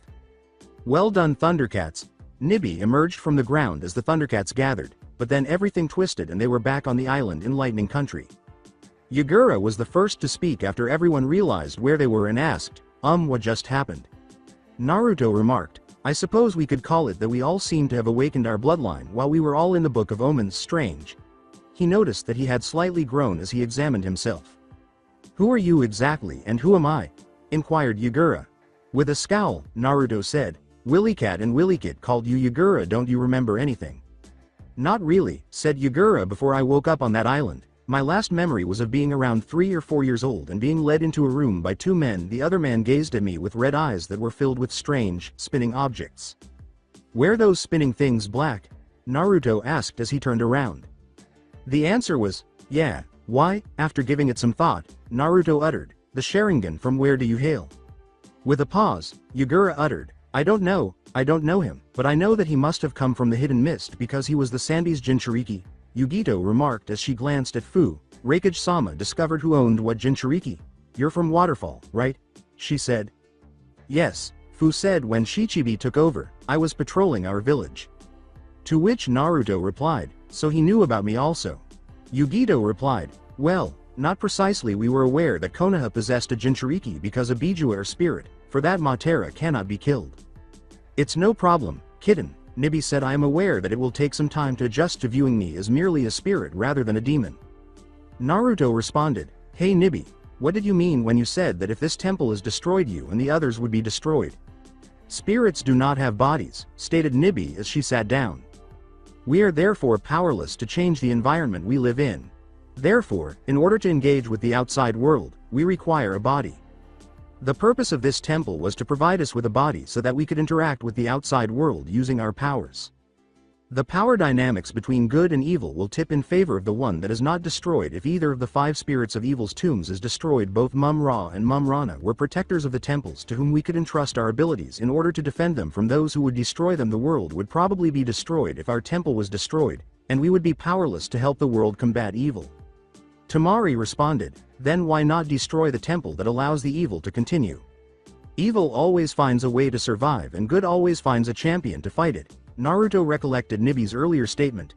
It's not that you can't destroy the temple, but evil will find another way to survive, isn't it?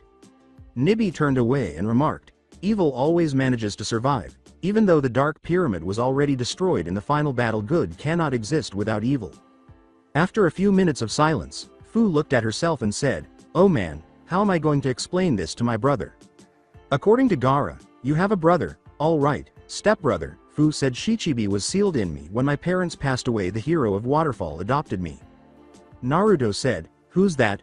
Oh, Fu said, blinking. I suppose you wouldn't know. There is no cage for Waterfall. I can't tell you why our village leader is known as the hero of Waterfall because it's a secret and I would be put to death if I did. Naruto replied, well, if it helps I guess we could go to Waterfall and speak with your brother and the leader of your village and explain things to him. Fu was wondering, and then what? I mean, do I come with you or do I go back to my village or what? I won't force you to come with us. Naruto shrugged. Until we sort out this whole mess, the others will only be with me. Then Yugito said, what? You mentioned the Raikage knew who had which Bijus. Naruto retorted, are you aware of who owns the other 3? After giving it some thought, Yugito stated, Rokubi is a missing nin, and Yanbi and Gobi are both with Iwa.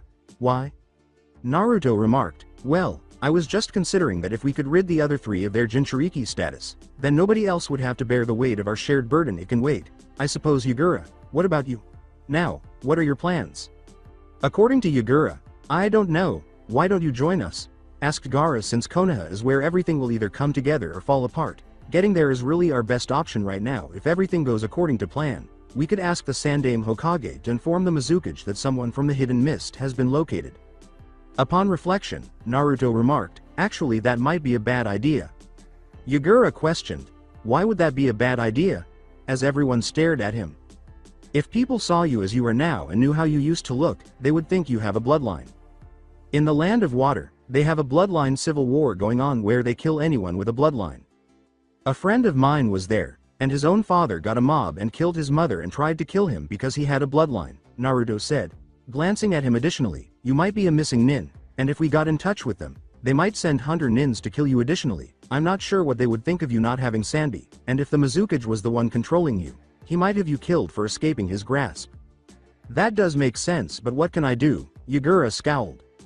Well, said Naruto. Yagura said, look, I should go to the Hidden Mist village. That's the best thing I can do. Nothing will be resolved by hiding. It's possible that my family is missing me. In addition, it's the best place for me to discover my true identity.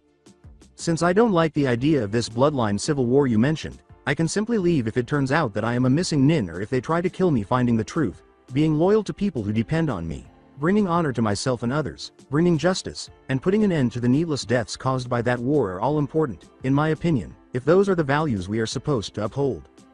You're right, Naruto said, biting his lip, but if you ever need assistance, let Kumo or Konoha know and ask for the Thundercats. You're one of us. All right, said Yagura, but don't forget to heed your own counsel. Call me if you need me. Yagura accepted Naruto's handshake and said, CYA, before turning to leave. Naruto turned to face Fu, who said, I suppose we should talk to my brother. Come on, she said as she started to walk away, and Naruto shrugged as everyone started to follow. Good luck, Yondaime Mizukage, Nibi thought as she glanced in Yagura's direction. I hope you find honor and tranquility and make amends for the mistakes you were compelled to make. I know you probably don't trust us that much, Fu, but I think we should all talk about anything we've discovered about our changed bodies so we can all help each other to better use them. Naruto, who was eating a fish like the others, said after the Thundercats set up camp after returning to the mainland and having a brief altercation with some drunks in the small port village they were traveling for a few hours. I'm not sure if you've noticed, but our senses are more developed now than they were in the pasta, at least for me. I have better senses of taste, smell, and touch. I've also gotten stronger, faster, and more flexible, and I can understand and converse with cats. I also have the Sword of Omens, which apparently has the ability to summon all of you. It can produce a shield, shoot lightning, and sense danger. Additionally, I have a glove that emits a tow line and has a mirror shine that allows you to see reflections of objects. I suppose I'll go next, Tamari said. Additionally, my senses have improved. I suppose you could describe my speed as super speed, but it only lasts for brief bursts. It appears to have a direct connection to my endurance. Additionally, I believe it is somewhat comparable to the Sharingan. I guess I can see into the future a little bit, but I'm not sure if it was a one-time thing, something permanent, or even something I can control. I saw Naruto fighting the Kyuubi when he called, and I knew his shield was going to fail long before I ever arrived. I arrived just as he was about to use his shield, she said. I notice I can use my wind chakra in it like this. She pulled the metal tube that extended into a staff and slashed downward, cutting a limb off a tree a few feet away. I also have this. I suppose I'll go next, Yugito said. My senses are marginally better than they were previously, but I've noticed that I can think more quickly and analyze situations more easily. I also find that genjutsu is easier for me when I don't have hand signs. I can use my whip to use genjutsu to turn into an invisible person. Gaara held up a pair of nunchucks with a red and blue handle and remarked, I have these, though I don't really know if I can use them. Does the red and blue part do anything? Inquired Naruto. Before Gaara aimed the red one at the fire and caused fire to shoot out of it, she pointed the blue one at Naruto and sent chakra into it, causing water to shoot out and strike Naruto. Gaara remarked, I can still control my sand as I used to, but I've noticed that it's turned into iron sand. My senses have significantly improved, as have my strength and flexibility. When Fu showed the pellets, everyone turned to watch her sigh and remark, the only real change I can detect is my strength, speed, and stamina have all increased a little, and I also notice I have increased senses and I seem to have gained knowledge of traps like these. Naruto replied, I see. I guess we better set up a watch schedule before it gets too late.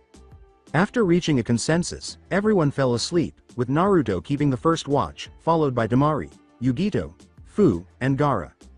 When the group arrived at the forest enclosing the hidden waterfall village the following day, Naruto inquired, so where is this village? Actually, you and the others must remain here while I speak with one of the patrols in the area and ask them to grant you permission to enter. Fu stated. To keep us safe, our village is concealed. It might take some time, so please wait here. Fu left after Naruto scowled and glanced at the other people who nodded. After 20 minutes, Fu approached a tree, shifted a rock over, and noticed an engraved seal on it. She knelt down and channeled her chakra into the rock.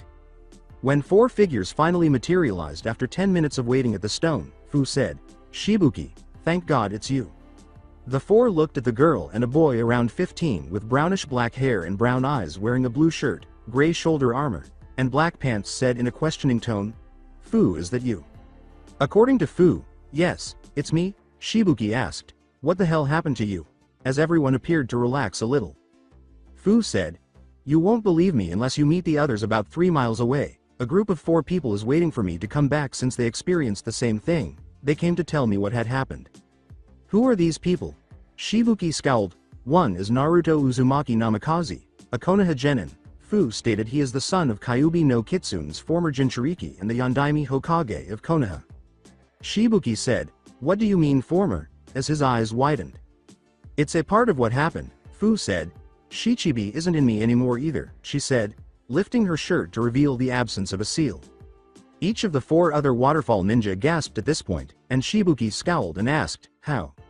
"I don't know how to explain it," Fu said. "It could be explained by the others. The others are Naruto's wife, Yugito ni Namikaze, a former Nibi Jinchuriki Sabaka no Gara, a former Ichibi Jinchuriki and son of the Yondaime Kazekage, was also exiled along with his sister after the Ichibi was destroyed. Tamari Namikaze, Naruto's second wife and his sister, makes up the 4th member. Nibi no Neko herself also joins them."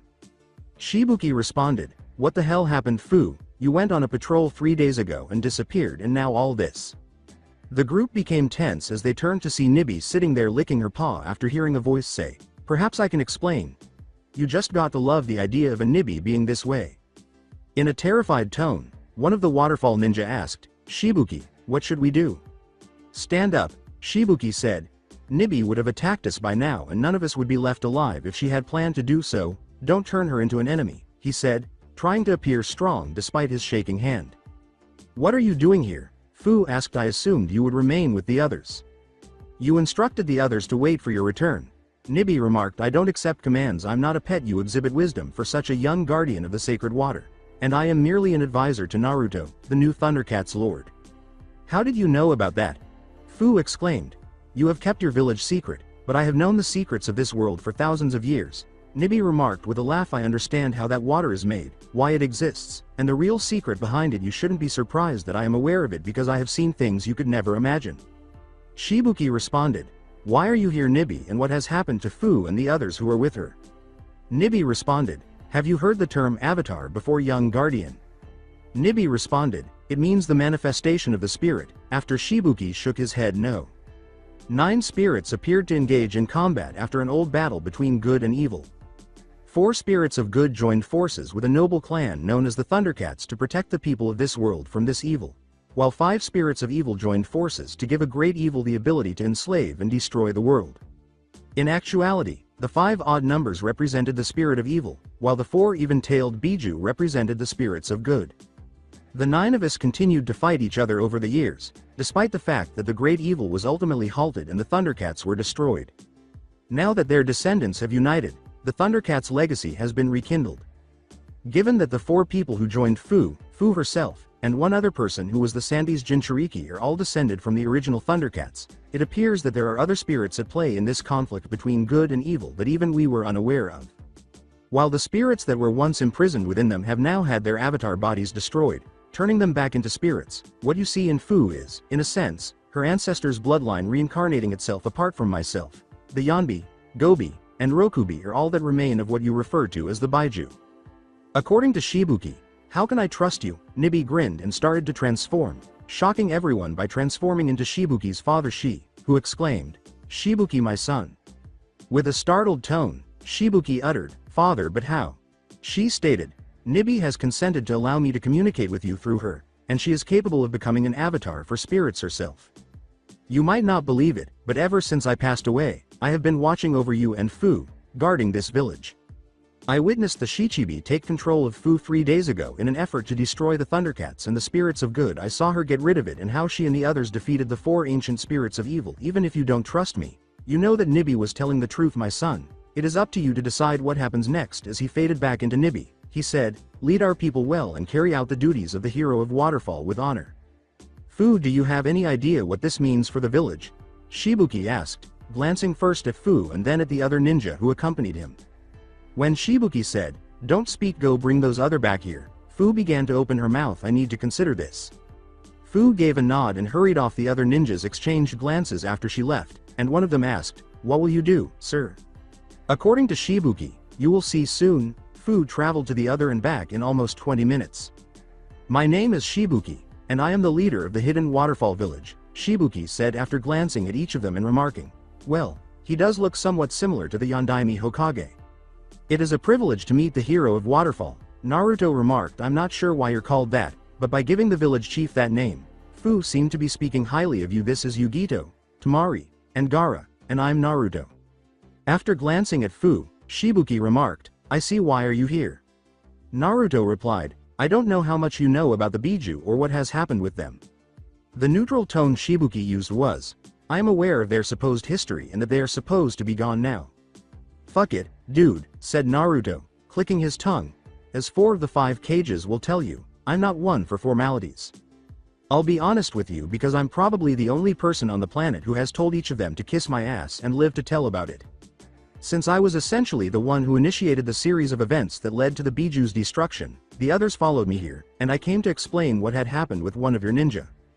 I am aware that while some villages revere Jinchurikis, others view them as monsters or weapons.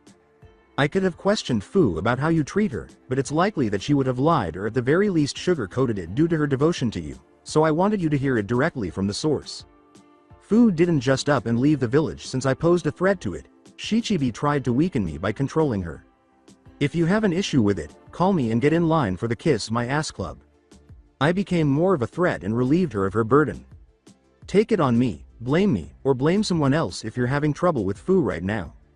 It's okay if you want to get rid of her. I witnessed Cage go through marriages, exile, and even becoming retainers take her from you, and I'll give her a home, friends, and people who will treat her like a person and not some freak, monster, or tool. If you're too stupid to recognize how wonderful and devoted she is to you, you think you're some of the biggest fish in the world. But I have a whole litter full of hungry cats here, and cats eat fish.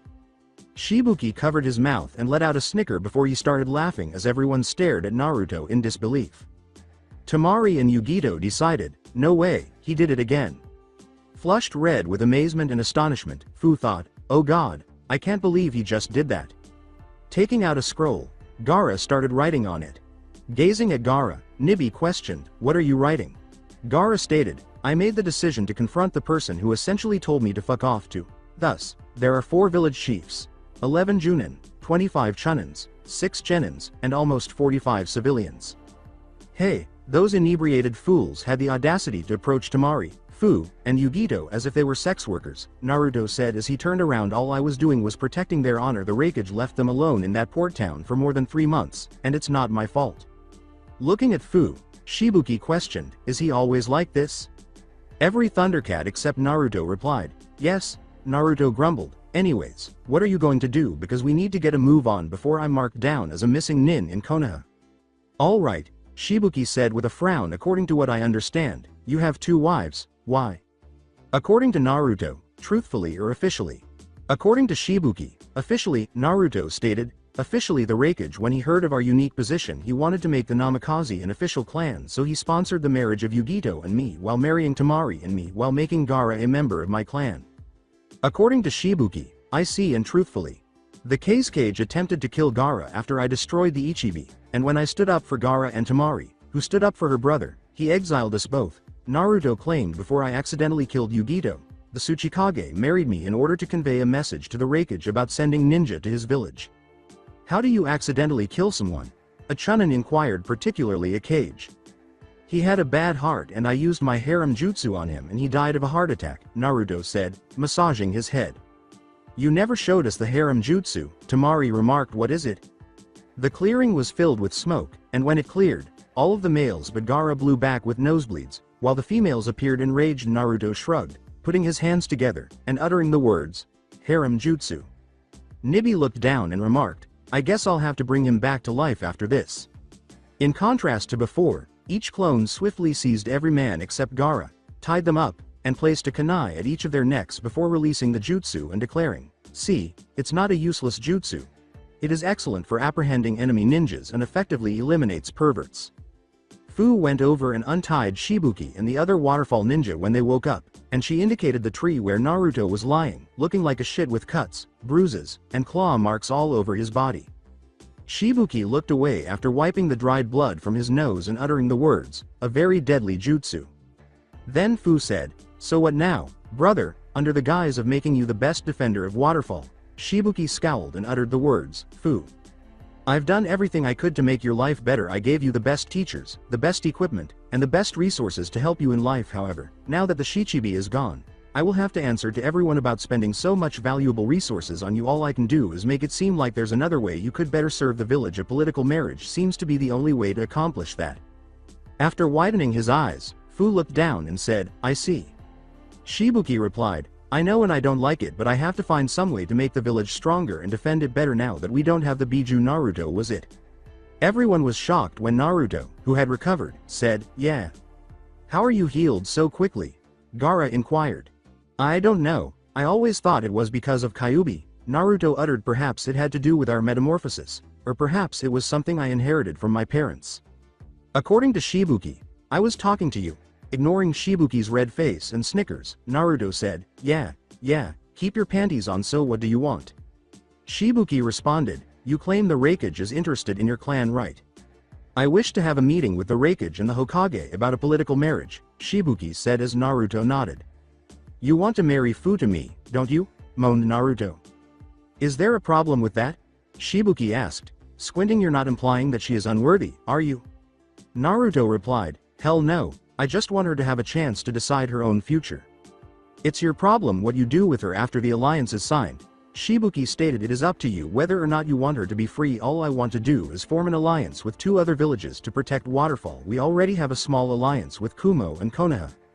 All right, Naruto said, but if I let her go, she can do whatever she wants, regardless of what other people think. She is free to leave and start a new life somewhere else without being a ninja, and you cannot make her return if she chooses not to. According to Shibuki, agreed, don't worry, Fu, I won't make you do anything you don't want to do. Just think of it as a long-term mission until the papers are signed, Naruto said as Fu looked down. I'll allow you to return to Waterfall the same day you end your life here if you'd like. Temari, Gaara, and Yugito all appeared surprised, and Fu remarked, you would do that? Temari remarked, he gave us all the same offer. He wants people to be with him out of love, not out of obligation, whether they are slaves, servants, or others. I see, Fu said. Fu, you have 3 hours to gather anything you wish to bring with you, Shibuki stated, to prevent them from discovering the hidden location of our village in trance. You two will remain here with the others. With a sigh, Naruto uttered the words, who's going to believe this? At around 10 a.m. the following day, Temari questioned, so why are we going to wave when we were only 5 miles from Konoha earlier? Looking back, Naruto remarked, my team and I left my Hiat there. They might still be there, and before I return to Konoha, I would also like to pay my respects at a grave. Yugito narrowed her eyes and said, you're afraid of traveling to Konoha, aren't you? As they passed a hill and the other's eyes widened upon seeing a bridge in the distance, Naruto bit his lip and uttered, a little? Oh, this is unbelievable, Naruto said. He shook his head, saying, they haven't finished it. According to Fu, that is one big bridge. Naruto jumped off and started jumping from tree to tree in the direction of the bridge, saying, yeah, well, come on, let's get going. Naruto scowled as they arrived at the bridge, which was just 100 feet from the coast. Well shit, how do we get over there? He asked. Fu remarked, don't you know water walking? As Yugito and Fu gazed at Naruto in disbelief. No, Naruto said, blinking. I haven't learned how to do it yet, but I watched Zabuza and Kakashi do it. With a glance at Temari and Gaara, Yugito remarked, you don't know it either, do you? Yugito responded, well, I suppose I can teach it to you. After both shook their heads, no, sending chakra to your feet is all you need to do to stay upright. Too much and you blow off, and too little and you sink. It's not a race, so take things one step at a time. It's an objective. After blinking, Naruto declared, I'm going to kill him. As they all gazed at him, Fu questioned, what do you mean? Naruto remarked, Kakashi-sensei instructed us to start running in order to ascend the tree and complete the exercise more quickly. When he described how to use chakra for tree climbing, I learned how to perform that exercise in wave over the course of 4 days. Yugito replied, whoa, hold on, you were on a mission when he taught that to you. Naruto replied, yeah, in fact, besides teamwork, that has been all he has taught us. As a blur passed by and seemed to be not too far away, everyone appeared startled and tense at those words. When the group turned around, they saw Kakashi standing there. He froze when he saw Nibi, then turned to face Naruto and exclaimed, what's going on here, Naruto? Naruto replied, trying to get back to Wave to tell you what I found out about Kyuubi. Kakashi replied, I see, and what did you find and what's with the cat? Long story, Nibi, Naruto said regarding Kyuubi. You might want to take a seat for this, it will require some time. I think I'll stand, Kakashi said. In addition, I ought to arrest you for desertion. Naruto was saying, and I should kick yours and Gigi ass for not telling me that my dad was the Yondaime Hokage and my mother's name was Kushina Uzumaki Namikaze. After tensing up, Kakashi uttered the words, I don't know what you're talking about. Kakashi was frozen by a voice that said, give it up Kakashi Teme. After swallowing a lump in his throat, Kakashi turned and gasped, saying, Obito. I haven't seen Kakashi Teme in a long time, Obito said. Please, you fucking fool. Live your life and stop staring at my name so much for the sake of both of us. I gave you that I not live in mourning and stand in front of the stone. According to Kakashi, how are you here? Nibi has the power to allow the dead to take over her body for a short while in order to help them find peace and move on, Obito said. According to what I was told, Naruto met his mother in this way. Now, Kakashi, I know you think of this Team 7 as our Team 7, but Sasuke isn't Maya. In fact, Naruto was closer to me than anyone else, and Sakura isn't Rin. As for Naruto, even if you were a prodigy and I was the Dobi, Minato-sensei never played favorites and treated and trained us equally. Now start living for the future and not the past, or you will find that all you really had is behind you instead of what is around and in front of you. Goodbye Kakashi. By the way, it's funny that the person who was the Dobi saved your life again. Rin would kick Sakura's ass for being a disgrace as a kunoichi. Naruto, Kakashi said, wiping away a tear that had fallen from his good eye. Don't say your apologies or anything like that, Naruto said. We cannot alter the past. It is the past. You won't believe the adventure I've had, and when Gigi learns about it, I believe he will murder you. As Obito's words returned to him, Kakashi bit his lip and said, alright, what's going on? Well, said Naruto, I believe I should begin with the Biju. Would you mind giving me an explanation, Nibi? Nibi replied, very well Naruto, but I'm starting to get tired of doing that, as she clarified what the Biju were truly and stated, and now Naruto has broken the spell on Kyuubi, Shichibi, Sanbi, and Ichibi, who are all now without bodies to use again, while Hachibi has also given up his body after I told him I would stay by the young lord to help him to return the greatness of his ancestors to the world. Naruto said, this is Yugito ni Namikaze, my first wife, to Kakashi's surprise the Nibi's former Jinchuriki. What Kakashi said was, WIFE, then he said, long story short, the Tsuchikage kind of made her my wife to send a message to the Raikage about sending ninja to his village. After going pale, Kakashi remarked, you met the Tsuchikage. Yugito replied, don't worry Kakashi, the Tsuchikage won't do anything to Naruto. Oh, and how do you know that? Kakashi said, turning to glare at her if he was aware of Naruto's true identity. Naruto was saying, dead, he's dead Kakashi-sensei, I sort of killed him. Kakashi fell on his ass and said, you what? With a sheepish expression, Naruto remarked, I used my harem jutsu on him and turns out he had a bad heart, and you can guess what happened. Does anyone know you were involved in his death? Naruto asked, massaging his temples. Naruto replied, yeah, several people in Kumo, and also several ninja in Waterfall. How did Kumo find out? Kakashi asked, shaking his head. Tell me you didn't go there, please. If they learned that your mother had a son, they would use you as breeding stock. Hey, we wouldn't do that, Yugito said. The Yondaime Raikage isn't like that, even though I acknowledge that the Sandaime Raikage was a moron obsessed with acquiring bloodlines in addition to making the Namikaze an official clan and even proposing an alliance with Konoha over it. He was the one who married Naruto to Temari here. What bloodline did my mom have? Kakashi-sensei. Kakashi blinked and turned to face Naruto, who nodded. Kushina had an unusual chakra, Kakashi remarked with a frown. He glanced at Fu and said, I really don't know, so I can't explain it more than that. Are you also one of his wives? Yes, Fu said. Since we no longer have the Shichibi, it's a political marriage to fortify ties between Kumo, Konoha, and Waterfall. Gaara looked at Kakashi and said, the Raikage made me a retainer of the Namikaze clan in case the Kazekage tries to kill Temari or me, since he banished us after I lost the Ichibi. Iwa, Kumo, Suna, Waterfall, how the hell did you survive to make it back here, and why didn't you go to Konoha? Kakashi asked, glancing at Naruto.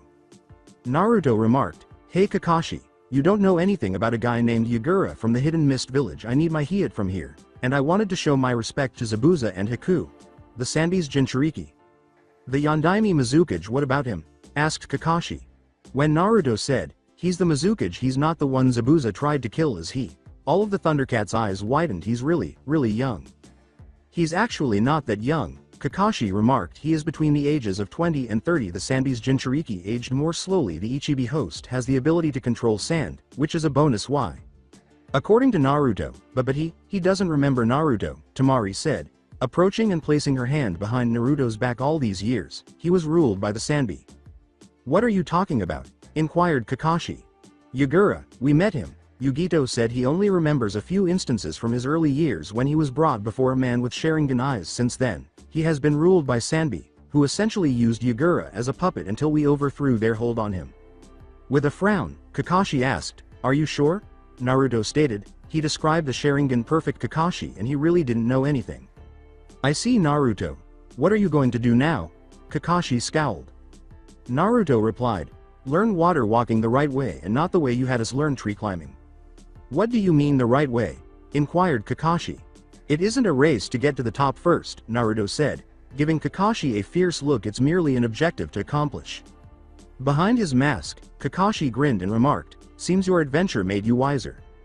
Naruto replied, why didn't you tell us that you supposed to be our sensei and the first time you teach us something useful you don't even teach us it right? Behind his mask, Kakashi scowled and remarked, it appears that you haven't gained much knowledge. Those who disobey the rules are trash, but those who desert their friends are even worse. Sasuke, Sakura, and you were never a real team. When you and Sasuke freed me from the water prison, that was the first time you behaved as a team. Since Sakura has only ever cared about being attractive to Sasuke, I genuinely think she would stop being a kunoichi before this mission. She hasn't taken the initiative to get stronger, she never does more than the bare minimum required in training, and she diets herself to unhealthy levels. Next up is Sasuke. Since the person he trusted the most killed his entire clan, Sasuke has lost all faith in people. Naruto replied, Itachi right, yeah, we ran into him in the walking sushi when they tried to capture the Raikage brother. Hearing this, Kakashi scowled and remarked, let me finish what I was saying, but I'll want to know more about that in a minute.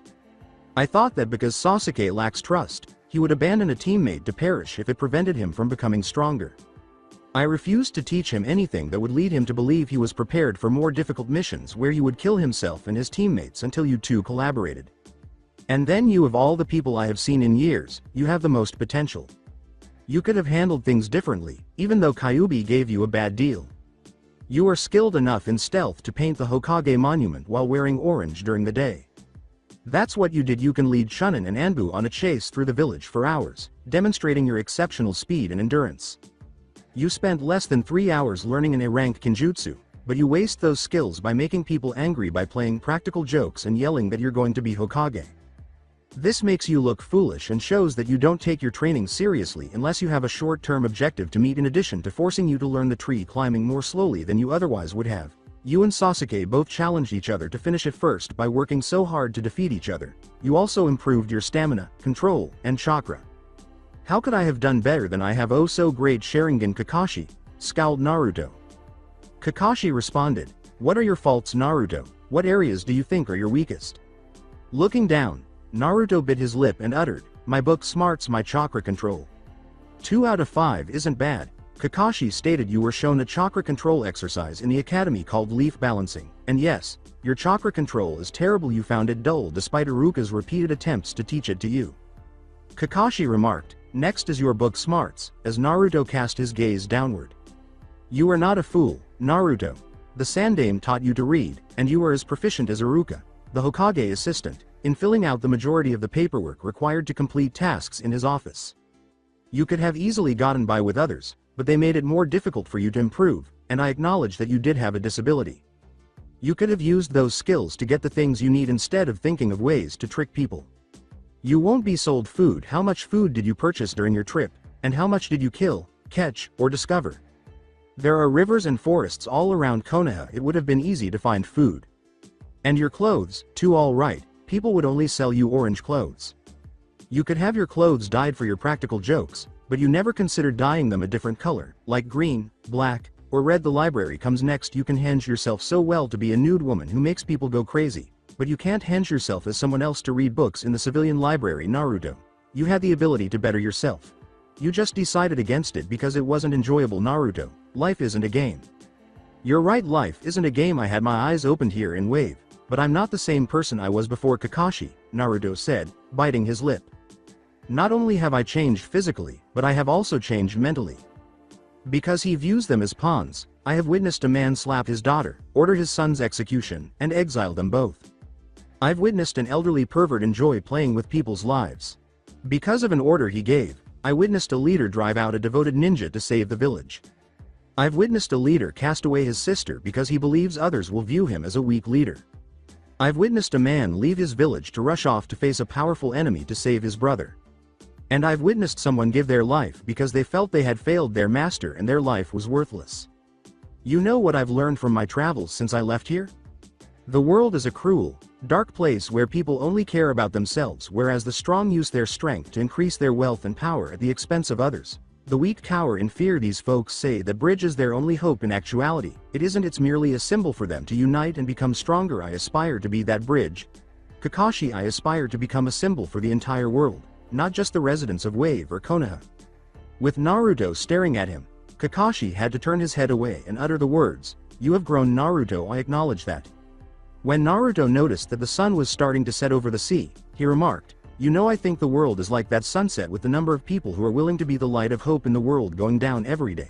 Darkness is getting closer and closer, like the night that is approaching." Biting her lip, Tamari uttered, "I think you're mistaken, Naruto. The world is like a sunrise." In my opinion, she gave him a slight smile and said, "The world has already been in darkness for so long, but now a new light has begun to rise and make the world a better place." With a little chuckle, Naruto remarked, "Maybe I never was good at telling time with the sun." Kakashi responded, "Well, anyways, I think we should all go see Sasuke and Sakura. Actually, if it's okay with you, I believe we should practice water walking." Naruto stated, "I have no desire to swim this channel once more." As he vanished in a whirl of leaves, Kakashi remarked, "I see. We in that case hold on." Sakura and Sasuke were searching for Naruto and the others when Kakashi appeared on the bridge and seized them. He then reappeared beside the Thundercats and remarked, "Sasuke, Sakura, it's time to learn water walking. Similar to tree climbing, but on water rather than trees." He took out his book and quietly walked away, saying, "I'll wait for you on the bridge." When Sakura and Sasuke turned to face Naruto and the others, Sasuke uttered the words, "Dobi." Says Naruto, "Sasuke, who are all of you and where have you been, Naruto?" Sakura asked, glancing at the others. "According to Kakashi-sensei, you had a strange bloodline that wasn't developing properly and could have hurt other people." "He did he, Sasuke? What's the third word out of Sakura's in my mouth when we meet Kakashi every day?" Naruto said, glancing at the bridge. "Liar, he lied again," said Sasuke. "Yes and no," said Naruto. "Although I did sort of awaken a bloodline, that wasn't the reason I left." Nibi looked at the open space behind Sasuke and whistled, "Damn, now that is one hell of a story." "That cat talked. Is she a summon?" Sakura asked. After giving Sakura a quick glance, Nibi remarked, "No, I am not summoned.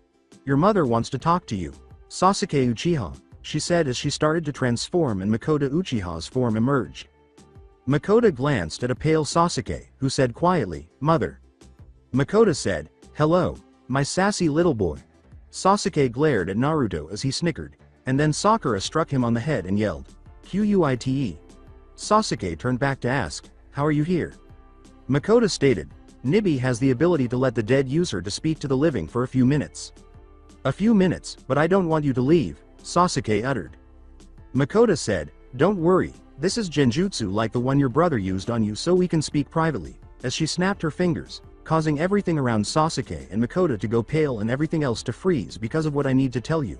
Nibi gave me permission to use this power right now. This is my chance to tell you the truth. Not the lies that everyone has been telling you. Your father killed me, not Itachi." With his eyes widening, Sasuke exclaimed, "What?" Makoto stated, "Your great-grandfather, Madara Uchiha, left instructions for the Uchiha clan in a secret meeting room beneath the Uchiha shrine. It describes your brother's eyes that day. The Magna-Q Sharingan. It states that you must feel bad about killing your best friend in order to get those eyes. To get those eyes, your father killed me. Half of the Uchiha killed their spouse, kids, or closest friends. Your father intended to enslave the Konoha people and kill the Hokage and the council." "That's not possible," Sasuke said, stepping back. "Why would a father act in that way? We were the guardians of Konoha." Makoto replied, "Because he was ordered to by his grandfather Madara Uchiha, who is still alive to this very day." Shaken, Sasuke uttered, "But how can that be? He died fighting the Shodem Hokage." "No, He pretended to be dead and has been waiting for the right moment to attack, Makoto said. Prior to becoming the Sandaime Mizukage, he traveled to the Land of Water and killed the Nidaime Mizukage. In order to weaken other bloodlines that could oppose the Sharingan, he then initiated a bloodline civil war in the Land of Water. This was done so that, when the time came, the Uchiha, who were still devoted to him like your father, would join him in assuming control of the world.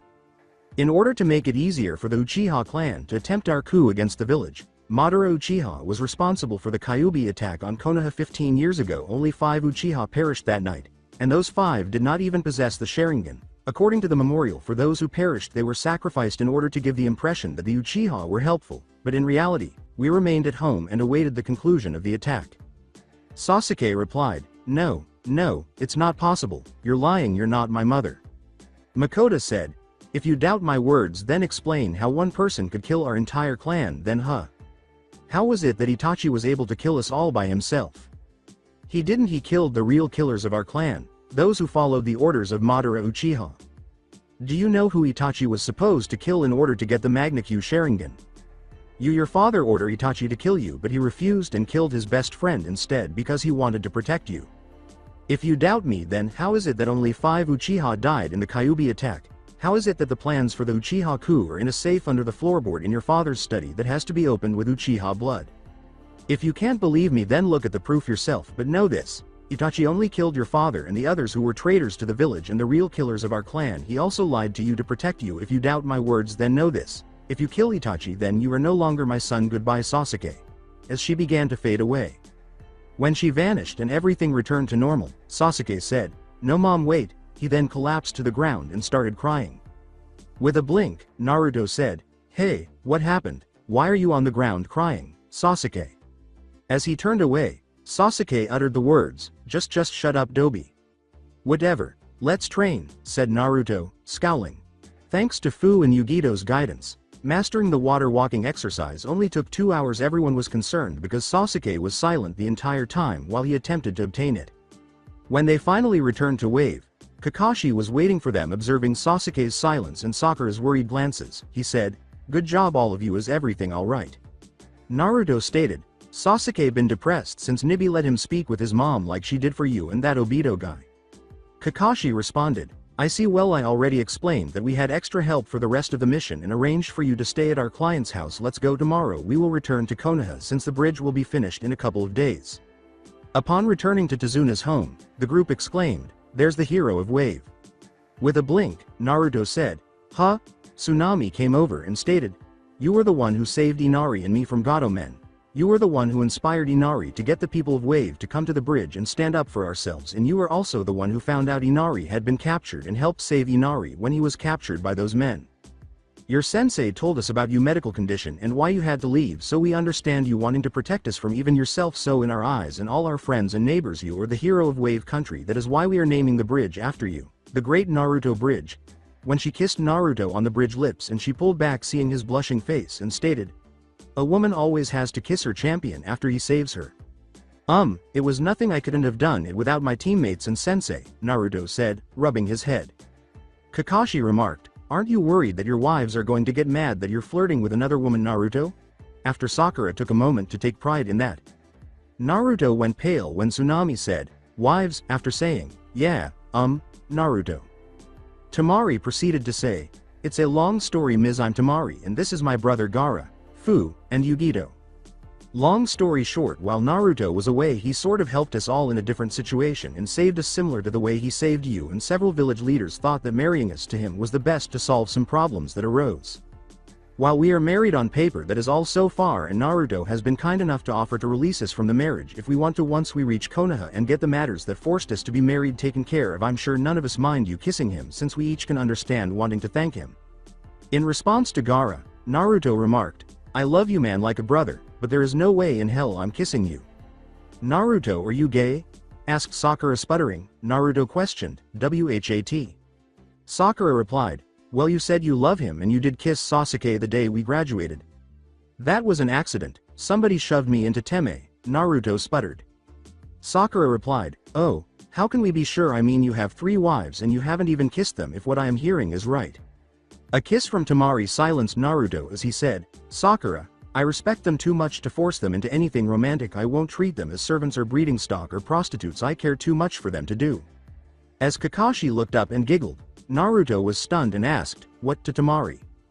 Temari grinned and replied, "Well, it may be only on paper, but you saved my brother, protect me from my father, threatened to fight an entire village for me, and have been protecting me and my brother since the day we met. I for one have decided I accept being your wife."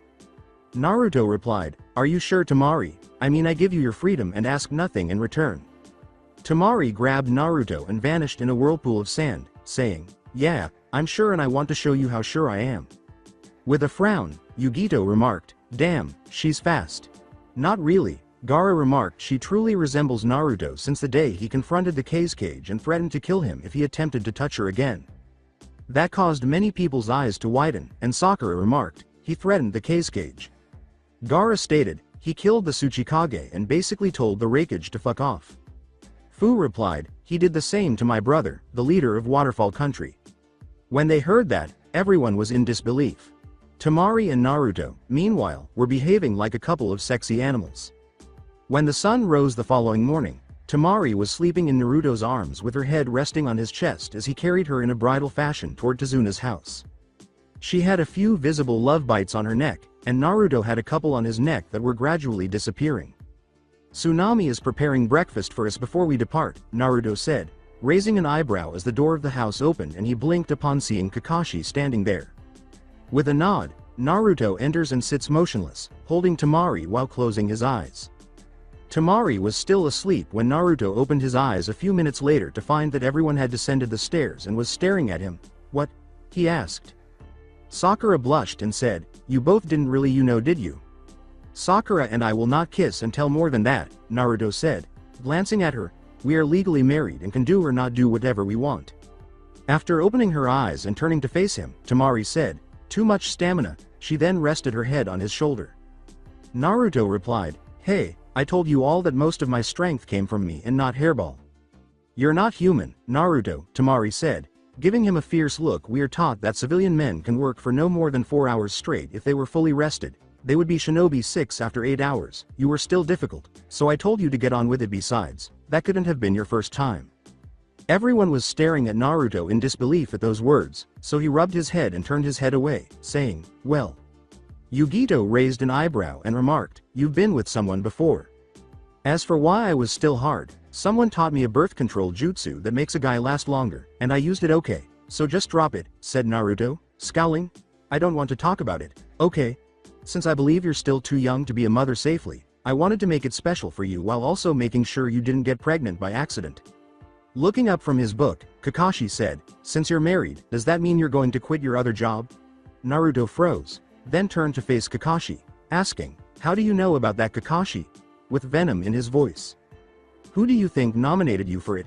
asked Kakashi. "I was hired before you were," says Sasuke. "What job?" Naruto blurted out. "Nothing." Sakura replied, "Come on, Naruto, if you got another job you should tell us, since we may have to find you for a team mission." "I hate you, Kakashi, I really do," Naruto said, putting his hands to his face. "Just come on, Dobi, and tell us, Dobi," said Sasuke. In Naruto's words, "Screw you, sassy." A Kagebunshin materialized between Sasuke and Naruto, who was still holding Temari, as he leapt to his feet. "What is it, Naruto? Why don't you want to tell what your other job is?" Temari asked, glancing at Naruto. "The owner of my apartment building has faulty wiring and leaky pipes, and he won't fix them because he wants to demolish the building and build a new one as long as I live there and I can't find another place to live. This is why my rent is 400 per month, not including utilities, which cost at least 100 per month."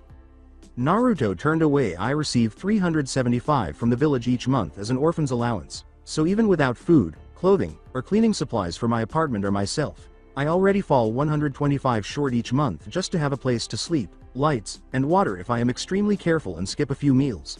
That usually comes to at least $300 per month. I accepted the Sandame's job offer. I wear an advance henge, keep my mouth shut, and follow instructions." Fu questioned, "Why would that be so bad?" "You avoid talking about it," as everyone appeared perplexed. With a questioning gaze, Naruto turned to face Kakashi, who replied, "He's the practice dummy for Cortesian classes." Everyone turned to face Naruto after hearing several gasps and exclaimed, "Not like that." "Damn it. None of them slept with me. My first real experience was last night, and I was more of a model than a practice dummy.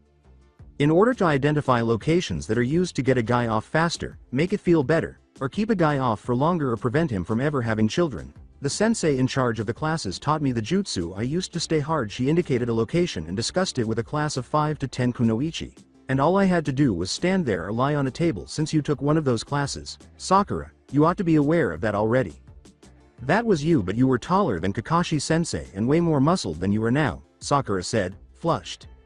It was an advanced henge Sakura, and I even advanced past the advanced stage the Hokage taught me through trial and error. Naruto remarked, recall the time Sasuke and I attacked Zabuza and I transformed into the demon windmill shuriken henge. That was my advance. As he gazed at his clone, he said, I can transform into almost anything at this point, from a rock to hell, try Zabuza.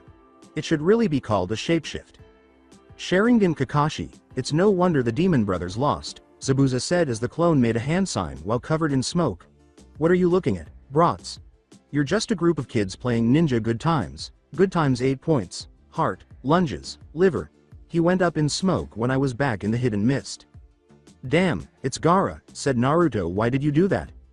According to Gaara, his breath stunk. At this all of them laughed and Naruto replied, to answer your question, yeah. I originally wanted to quit doing those missions when I graduated from the academy, but I had to keep doing them since we only did one D rank mission a day and I got $20 a mission, so I had no choice but to keep doing them or I couldn't afford to eat or live in my apartment. Sakura inquired, is that why you wear that orange jumpsuit you used to wear, because you couldn't afford anything else? Naruto replied, no, I wore them because someone sent the wrong order to a clothing store and sent an entire collection from infants to adults and the retailer refused to exchange them, so the guy threw them away and I found them when I was 5 while living on the street before I got my apartment after the orphanage kicked me out, so it was warm clothing that could be used as covers to help keep me warm on cold nights, and later when I got my apartment it was cloths I could wear when I didn't have enough money to even buy food. Sakura replied, but if all those who are orphaned only get that much money, how do they all support themselves? Sighing, Naruto uttered, God, I wish there was a way to show people my memories. Everyone turned to stare at Nibi when she asked, why don't you? Naruto inquired, what do you mean? The Book of Omens, Nibi said. It contains the Thundercat's whole history. But how can I show them things that happened before I was a Thundercat? Said Naruto, scowling. Nibi replied, just do as I tell you and everything will work out.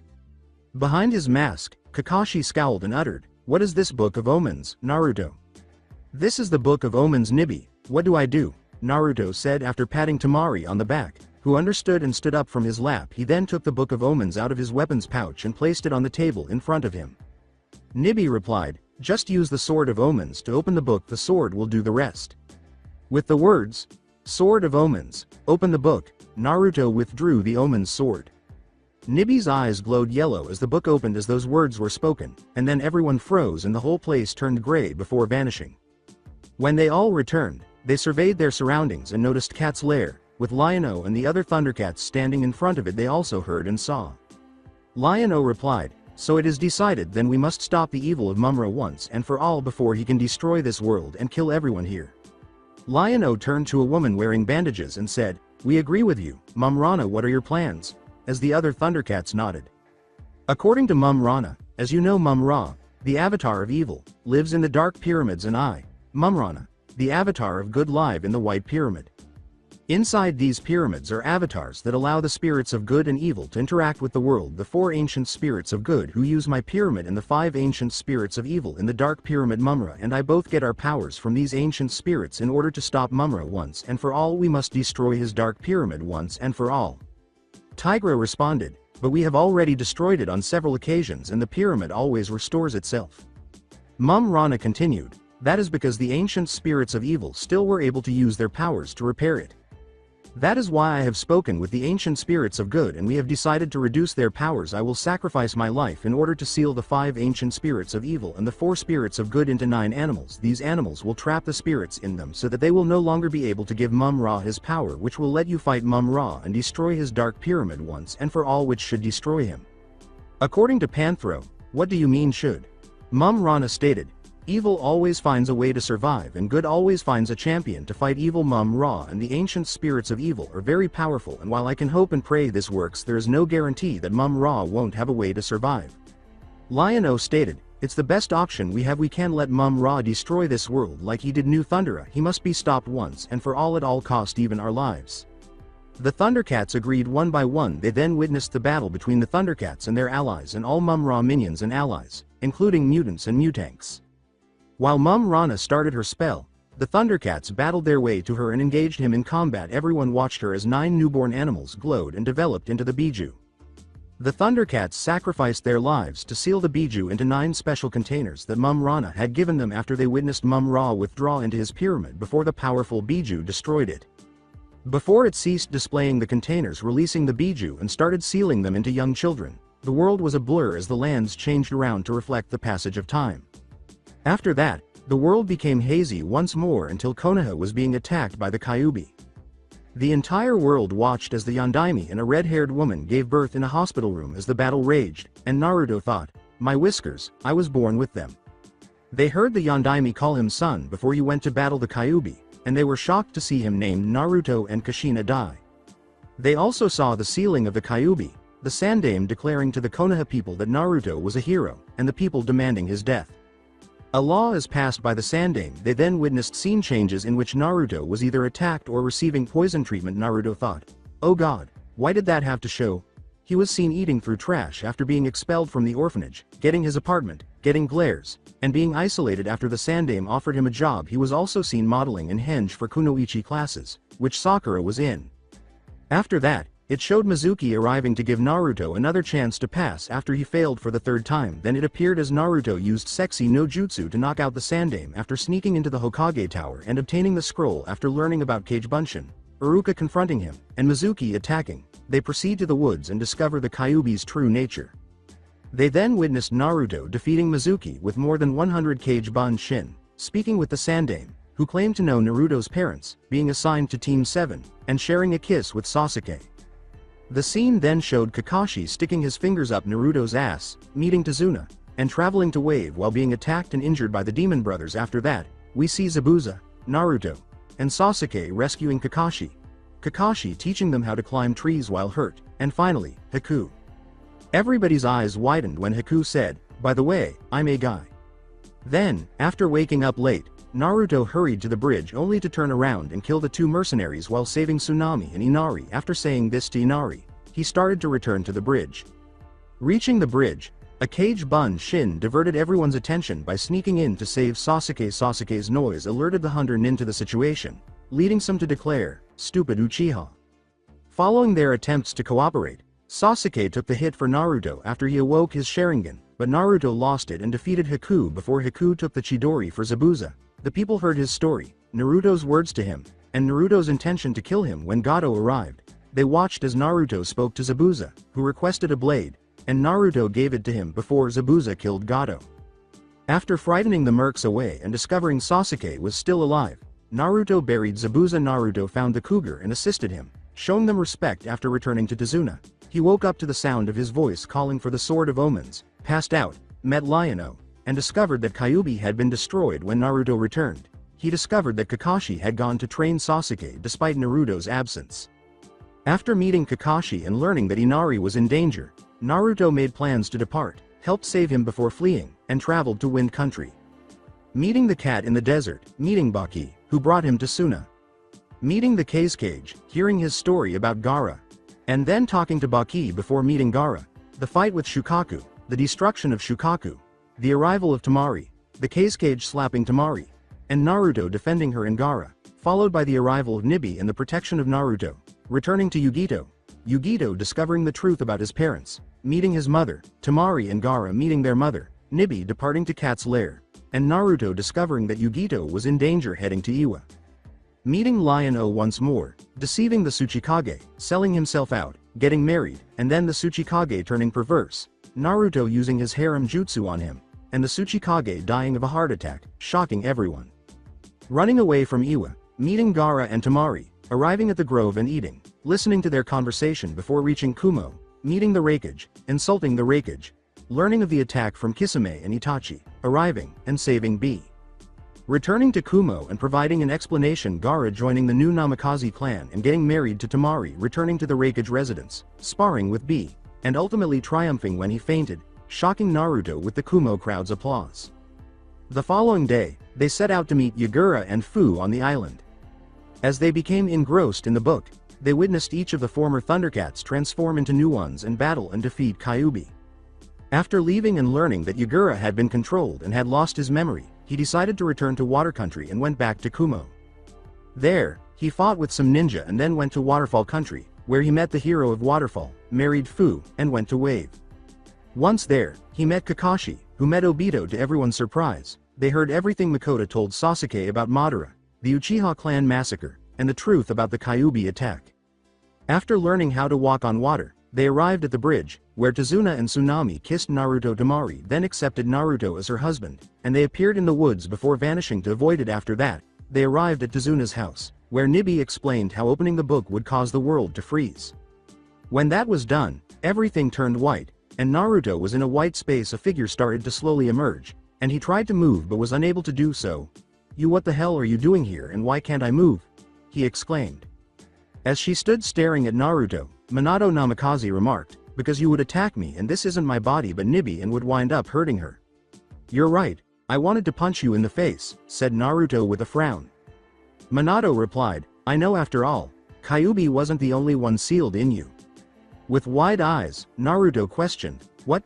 Minato replied, "Yes, in order to protect you better I sealed a part of my soul inside of you as well so that I could watch you and help hold the fox back. I saw everything that happened to you and I want you to know that none of it was supposed to happen. Your mother and we had set up so many things, so much was taken from you that you're not even aware of," as he glanced down. With a frown, Naruto uttered, "Like what?" Minato said, "First off is your name. You were never supposed to lose the Namikaze name Jinchuriki. That was the name given to people who have Biju sealed in them. Every Jinchuriki is related to the leader of their village by blood. It's a way to help strengthen loyalties of the Jinchuriki to their home. The Sandaime Hokage and the council took your name away from you." He told the people of Konoha about Kyuubi being in you, and if any of them would have looked up the word Jinchuriki to find out about the danger that might be present, they would have instantly known that you were related to me, and simply by looking at you they would have known you were my son. The only reason I can think of is he took your name to protect Konoha. That was only the first thing taken from you. The next is the home your mother and I built. It still stands and someone else is living in it. That's supposed to be the home you grew up in, not some dingy apartment in the red light district. Then there's the money. Your mother and I had over $10 million in our account since your mom was going to retire from being a kunoichi after you were born. Where is the money? Why is it that you had to basically pimp yourself out just to eat instant ramen since that was all you could afford?" Naruto frowned and Minato said, "That's not all either. You have a godfather who was supposed to raise you should anything happen to your mother and me. Jiraiya of the Sanins, there is no way that he did not know about you since his spy network is in every village in every country. The fact he never once set eyes on you shows how much he betrayed you, your mother and me. Then there is the people of Konoha. I asked that you be seen as a hero for saving their asses and they have the nerve to party on the day of my death, beat you in turn and spit on our family sacrifice. Then there are all the stores in Konoha. When the war one help ended, Konoha has 5 business. I used my own money to help bring in new stores, restaurants, business. I bought land, had homes built, and had their stores built to help Konoha grow and recover after nearly losing the war we did, and then they have the nerve to refuse service to you when you are their landlord. Over half of Konoha belongs to you and they have taken that from you as well. Don't let the clans lie to you either, son. If they wanted to help you they could have, because the council and Hokage has no control over clan affairs and any of them could have adopted you or helped you and no one could have stopped them, but they didn't. By right, you're not even a Konoha ninja right now, son. All the paperwork that says you're a ninja of Konoha, well, it has your name as Uzumaki. Your name's not Uzumaki, it's Namikaze, and as any leader can tell you, you must always cross your T's and dot your I's to make it legal by taking from you your family name that is on your birth certificate. They have voided all claims on you." Silently, Naruto uttered, "You and mom really did want me taken care of, didn't you?" Minato said, "Yes, son, we were so excited to be having a child and starting a family. Your mother's parents died when she was little and I never even knew who mine were, so we wanted to make sure any family we had would be taken care of, and we tried to make sure you would never have to face the trials that we had to growing up. The fact that the village we fought, sweat, bleed and died for turned their backs on our family is a betrayal. Truthfully, I wish you would contact the Fire Lord who has a copy of all our family possession, have him liquidate it all. Give him 1/4 of what is owed to you to cover his cost, which would be in the billions I figure, and I wish you would take your wives and start a new life somewhere that the people would respect and honor you. not betray you as Konoha has, because if they took all that from you, what's to stop them from taking your wives, your family relics like the Sword of Omens, and what's to stop them from taking any children you might someday have? The Sandames may act kind, but he's the biggest betrayer, followed by the council and then the villagers. In Konoha you have what? 10 people you care about, 10 people out of nearly 5,000. That's not even 1%. Is there really anything in Konoha for you and your family that you can't get somewhere else? It's your choice, son. Your mother and I will love you no matter what and will respect your decision, but I honestly wish you would think about not only yourself but also those you now have who care for you. Kakashi was my student and I treated him like a son, and he is a clan head himself and could have taken you in since he knew who you were since he was there. Obito tried to tell him to straighten out, but he turned his back on Obito's request and blamed his faults of being a fuck up as a teacher on you and your teammates when some of them were his fault, and then instead of teaching your teammates he shoved them off on you while you went to read porn. When Naruto closed his eyes, he felt Minato approach and put his hand on his shoulder. He leaned down and whispered in Naruto's ear, "With Nibi's help, I have placed some items in the Book of Omens for you. When you find a place you want to call home, open it and you will receive them. Goodbye, my son, I love you." And he started to fade. The world returned to normal after he left, and Naruto found himself back in Tazuna's living room, where everyone was either glaring at Kakashi or staring at him with sadness. Sniffing, Naruto sat down, covered his eyes with his hands, and asked, "How much of that did you see?" Nibi stated, "All of it. Everyone saw it all but didn't hear what Minato said at the end. That is for your ears only." As Naruto put it, "I see," Kakashi replied. "He was wrong. You can't just leave or you will become a missing nin." Snorting, Naruto remarked, "You think I care?" After Kakashi made a small body shift, Temari remarked, "My place is with you, Naruto." "Same, you may not be in shining armor but you are my knight husband," Yugito remarked with a frown upon seeing Kakashi. Kakashi started to reach for his weapon pouch after Naruto grinned, but he was forced against the wall behind him by sand that was starting to tighten around his neck. Gaara then remarked, "I'll follow you anywhere, brother." After Naruto gave a small smile, Sasuke remarked, "You can't leave Dobi." Before Sasuke could react, Naruto leapt forward, placed his fist beneath his rib cage, and then used his clawed hand to scrape his face, causing him to scream and grab his blood-covered face before he stumbled and started to roll back and forth in agony. Naruto remarked, "Damn, that felt good. I wanted to do that for a long time." Sakura let out a cry. "Sasuke-kun, you monster." As Sakura focused and started to scream before fainting, Yugito remarked, "You want to see a monster, bitch? I don't care for you like these two do. In fact, I kind of like Gaara, but I'm a Thundercat," Fu said as Naruto turned to face him. Naruto grinned and replied, "I told you I release you to do as you please, so it's your choice what you do with your life. You are our hero, and you or your family are welcome at any time," Tsunami said as Naruto turned to face Tazuna and his family. Naruto nods and says, "Thank you and goodbye." He then approaches Kakashi Hiid, pulls him up, and stabs him with a claw finger, causing him to scream. Naruto then says, "Murderer," and strikes Kakashi across the back of the neck, knocking him unconscious. As he ran to the door with the others, Naruto exclaimed, "Okay, let's leave." Temari remarked, "I can't believe we're doing this," after they arrived at the woods. According to Yugito, "I can, but where do we go?" As he ran, Naruto turned to face east and commanded, "Follow me." They soon arrived at Zabuza and Haku's graves. As he reached forward and took hold of the Zabuza sword, Naruto bowed and said, "Zabuza, Haku, I hope you find peace in the afterlife." Naruto then said, "Fu, catch." "Damn, this is heavy. Why are you giving it to me?" Fu said after catching it. Naruto replied, "You're the only one here who doesn't have a close-range weapon. I think Zabuza would be honored if you would take it up to defend yourself." Given Naruto's significance, Fu remarked, "Very well, but where are we going?" Naruto stated, "First we're heading back to Kumo, then we head to Water Country." According to Yugito, "Why there?" Naruto replied, "Because we are going to start changing the world by ending the Bloodline Civil War and help correct the mistakes that Madara Uchiha forced Yagura to make. Do you all agree?" Naruto raised his fist in the air and said, "Thundercats," after they had all given it some thought and nodded. The others lifted their fists in the air and said, "Ho," before heading out. Only 2 days had passed since the attack on Team 7 when the Thundercats arrived in Kumo. The Thundercats appeared perplexed as the guards greeted them at the gates and said, "Told you he would do it?" Yugito then asked, "What are you both talking about?" The officer replied, "Naruto-sama, I bet my buddy here that he would take his dad's advice and screw Konoha." Every Thundercat froze at this point, and Naruto slowly turned to face Nibi, who was perched on Yugito's shoulder like a tiny house cat, and asked, "Nibi, how many people saw my life? Yawning, Nibby said, everybody. Fu replied, when you said everybody, does that mean? Nibby stated, everybody, every man, woman, child, and animal on the planet saw that. With a laugh, Naruto exclaimed, oh god, that means everyone knows I pimped myself.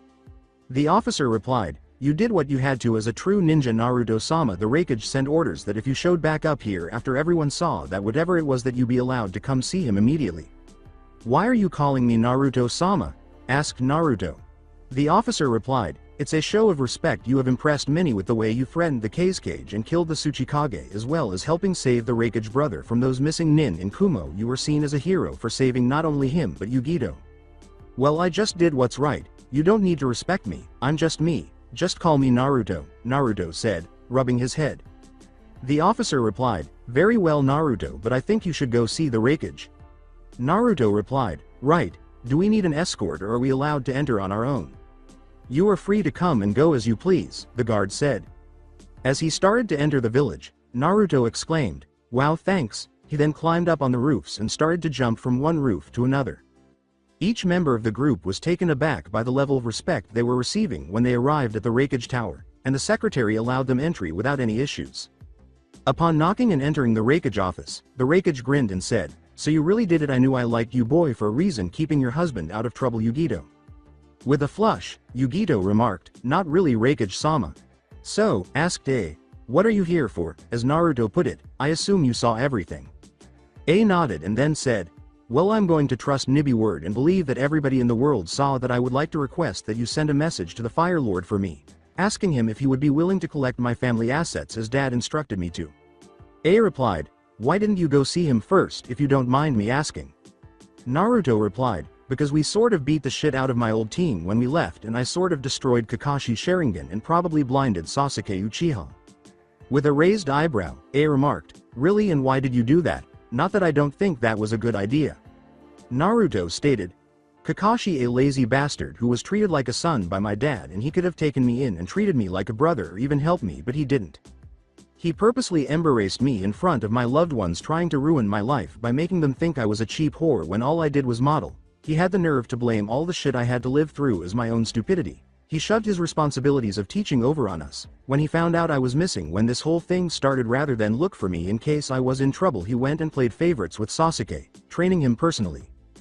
He also killed someone I was beginning to think of as a friend, and he also was looking at each of the ladies here just like the Tsuchikage did, even though he knew they were married. That's why when I got the chance I destroyed his Sharingan.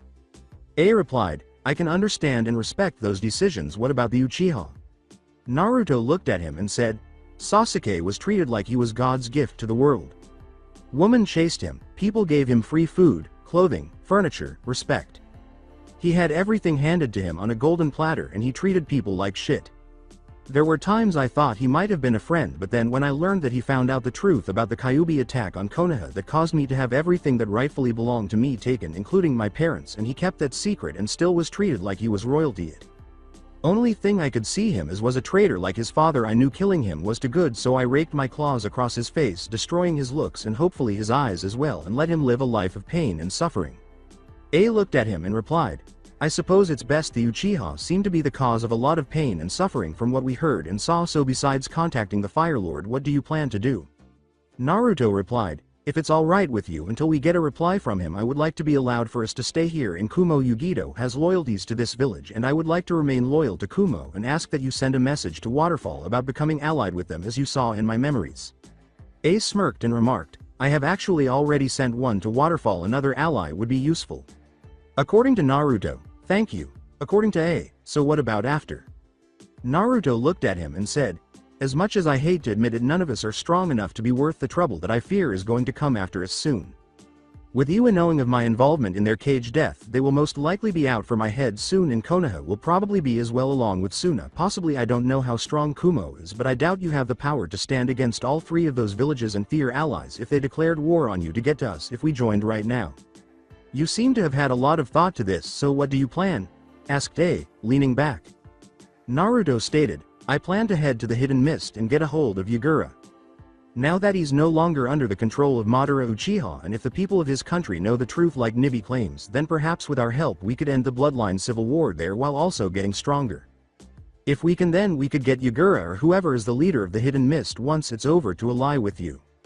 If that don't work, then at least we will have time to get stronger while some of the heat over what has happened passes, then we could possibly come back and join Kumo. I think you might also be able to get an alliance with Wave Country if I write a letter and you send it to the bridge builder. I can't promise with what has happened, but they still seemed friendly with us when we left.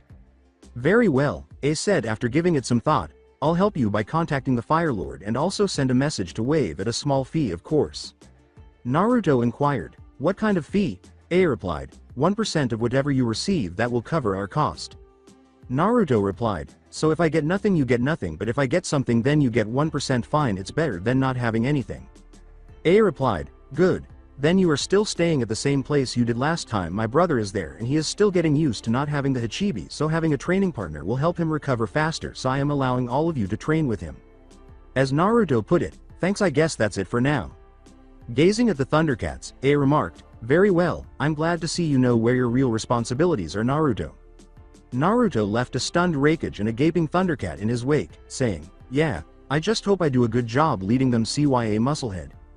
A grinned and remarked, his balls are steel, aren't they? As he glanced at the women who flushed and hurried off to join Naruto. The Sandaime Hokage in Konoha asked a doctor, so what is their status, doctor? The physician stated, the girl's mind is trapped in a genjutsu similar to the one Sasuke Uchiha was placed in after his clan's death. I've been able to break it, but I don't know how much mental damage has been done or how long or if she will ever recover. The Uchiha has 4 clawed cuts going from the middle of his forehead down to his jawline, and he has lost one of his eyes while the other one was nearly destroyed, but I assume the person who did this didn't apply enough pressure to cut through the eyelid as he did on the other eye. As for Hitaki, other than a small fracture where he was hit in the back of the neck and the loss of his Sharingan along with some bruising showing he was choked by something, he appears to be fine physically. Mentally, I don't know. As he started to leave, the Sandaime remarked, I see, keep me informed of any changes. When an Anbu kneeled in front of him and a swirl of leaves appeared, the Sandaime halted and uttered the words, yes, Dragon. Dragon held up a scroll and said, sir, we just received word from the Fire Lord's palace. The Sandaime opened the scroll, went pale, and thought, oh shishti. He wondered, that was fast. Did Naruto get to see the Fire Lord already, or did the Fire Lord also see that event 2 days ago? Gazing up from his desk, the Kazekage said, as of this moment, you Baki are now the Godem Kazekage of Suna, and you are hereby banished. Sabaka no Kohi Godem. Please get this man out of my country. The Wind Lord entered the office with Baki and 20 samurai guards. Baki replied, yes, Kaze-sama. He was saying, dust, strip this man of his cage robes and get him out of our country. As the dust seized him and started to pull him away, Kohi clenched his fist and yelled, damn you Namikaze. What do you want me to do about the incident with the Thundercats, sir? Baki asked, turning around. The Wind Lord replied, send a message to the Hokage, Raikage and the leader of Waterfall along with the bridge builder in Wave. Inform them that the Yondaime has been banished and that you are the new leader. If Namikaze has left Konoha, I want you to ally Suna with his allies if he has. Once the alliance has been signed with his allies, then break the alliance with Konoha. Now that the idiot is gone, I can start funding your village again properly. Baki said, sir. With a tone of inquiry, the Lord of the Wind stated, Kurora, his late wife, was my niece. When I learned that he caused her death by sealing the Ichibi, I became pissed and started cutting funding as punishment for her death. Baki replied, oh, I didn't know Kurora was your niece. She was a very lovely and kind woman and many still miss her. The Lord of the Wind replied, yes, more than you know. I am thankful that Temari and Gaara have found peace away from that man. I would kill him, but I think banishment is a punishment worse than death for him. Well, inform me when you have discovered the location of Temari and Gaara. Also inform them that their brother Kankuro is going to be living with me at my palace and that they are more than welcome to come see me, including their family. Of course, sir, Baki said with a smile after the Wind Lord had departed. Baki thought, thank you, Naruto-sama. In Konoha, the Sandaime entered the balcony of the Hokage Tower and announced, people of Konoha, I know that many of you are wondering what this meeting is about and others have been questioning about the strange events 2 days ago. Recently, Team 7 consisting of Hitaki Kakashi, Sasuke Uchiha, and Sakura Haruno returned to Konoha. It seems from the statement I received from Kakashi the event we all witnessed was real and Naruto Uzumaki Namikaze has left Konoha. He quickly put down the murmurs before going on. I am afraid that is where the problem begins. The Fire Lord has already discovered this and has acted and has sent his auditors to Konoha, which will be arriving today to go over the records of all the business the Namikaze clan owns shares in, as well as the value of all properties that the Namikaze clan own, and will be liquidating those assets. There were a few yells, but the majority were, "He can't do that." A voice asked, "Are you questioning the authority of the Lord of the Land of Fire?" As a tag exploded above their heads, and everyone turned to see the 12 fire temple guards and 20 other men now standing fully armed on the buildings surrounding the village square. This is not something Konoha has a choice in because the Sandaime has not finished reading the Fire Lord's decree, one of the guards said as the crowd started to grow a little alarmed. Any interruption will be met with immediate execution of the ones responsible. This is your only warning. The Sandaime cleared his throat. As I was saying, the Fire Lord is liquidating and seizing all assets of the Namikaze clan and the Uzumaki family, including scrolls, money, summons, jutsu, and records. He has officially marked Naruto free of all charges of crimes or obligation, past or present, so the attack on his former teammates have been cleared. Attempting to mark him as a missing nin or sending assassins after him or his family is considered an act of treason against the Fire Lord. Also, Konoha has to pay Naruto an S-rank pay for each month of service that he has protected Konoha from the Kyuubi in an amount that will equal 1/3 Konoha treasury, caused many to gasp or pale. The Sandaime continued, "That is not all. The entire Uchiha clan district is to be liquidated. All assets of the Uchiha clan including summons, scrolls, money, and jutsu are also to be seized for crimes against the Namikaze clan and the Land of Fire. Madara Uchiha is to be placed in the bingo book, and all information on the details of the Sharingan, both strengths and weakness including ways to defeat it, are to be listed in the book as well. Hitaki Kakashi, for failing as a teacher, must write down every jutsu he knows as well as every B rank or lower jutsu of the village that are not personally created jutsu must be given also. Since Konoha purposely sabotaged the education of Naruto, Konoha will not be allowed to do missions outside of the Land of Fire for the next 3 years, and there is a 10% tax on all incoming or outgoing goods that are shipped or received to Konoha." One student at the academy questioned, "But why punish us all?" The Sandaime responded, "Because we broke our own laws, dishonoring the sacrifices of those who died defending our village, committed treason against the Land of Fire and the abuse, and stole from our allies. The Fire Lord has somehow received a report of several crimes committed by Danzo, Kaharu, and Hamaru, who you notice are not here. All 3 have been executed by the fire guards prior to my notification. They had arrived as such. Those crimes are now being punished by us, and the list of crimes have been posted on the front gates. I'm sorry for all this, my people, but it seems our sins have come back to bite us in the butt, that is all." As he returned to his office, our own and believed, "I'm sorry, Naruto." The Sandaime entered the council chamber, sat down, and declared, "All right, now that our guests are gone, we can start working on restoring order to our village." A week had passed since the world first saw the memory. A citizen replied, "Sir, pardon me for asking, but I have to ask, why did the Fire Lord punish us so severely like that?" Shikaku said, "Troublesome. The reason he did it was politics," as the Sandaime turned to face him. "Politics? What do you mean politics?" inquired another civilian.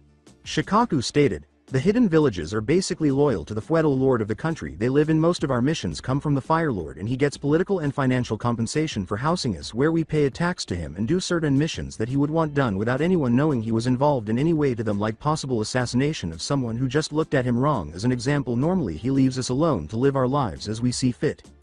The Sandaime said, "Unfortunately, because it appears the entire world saw the events we did, there is no way we can deny what they saw, and it made us look bad, and by extension the Fire Lord himself.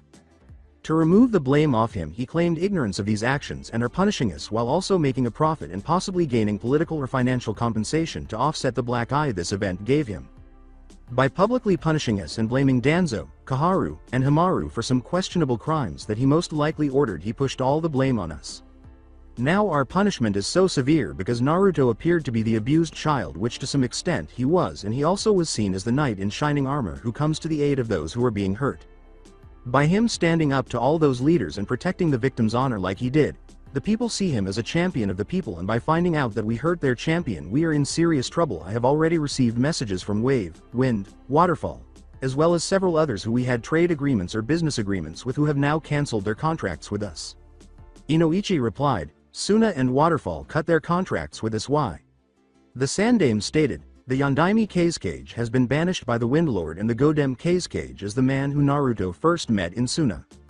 Jiraiya sent me a message that the Wind Lord is actually the uncle to the Yondaime Kazekage late wife, so both the blonde girl and the red-headed boy are both her children, and since Naruto protected them from the man who caused the Wind Lord's niece's death, the Wind Lord is indebted to Naruto. As for Waterfall, it appears that they don't want to anger their new allies, Suna, Wave, and Kumo." Everyone's eyes widened when a puff of smoke startled them and Jiraiya appeared, saying, Add mist to that as well.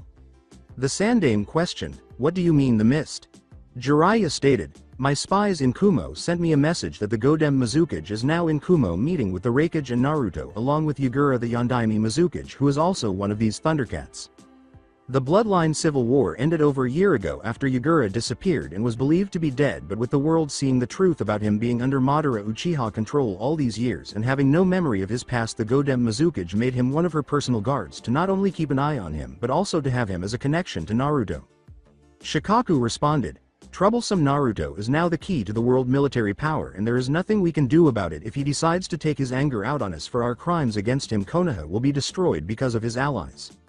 It was a long moment for the Sandaime. There is a way to end this. We must sit back and endure and make sure we are not seen in any more bad light or our village will lose all support from the Fire Lord. All we can do is wait and prepare for the future.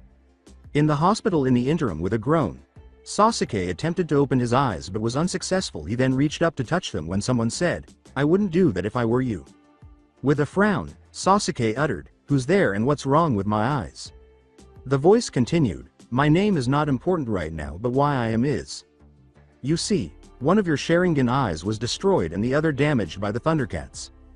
I have however recently found a set of replacement eyes that belonged to your father originally and were sealed away in case something like this ever happened to you. I have removed your damaged and destroyed eye and have replaced it with them. I also took your damaged eye and gave it to your sensei, whose Sharingan eye was also taken by Thundercats. I did this so that he can properly train you and help you get revenge on them and then your brother. Why did you do this? Asked Sasuke, who had frozen upon hearing about his father's eyes.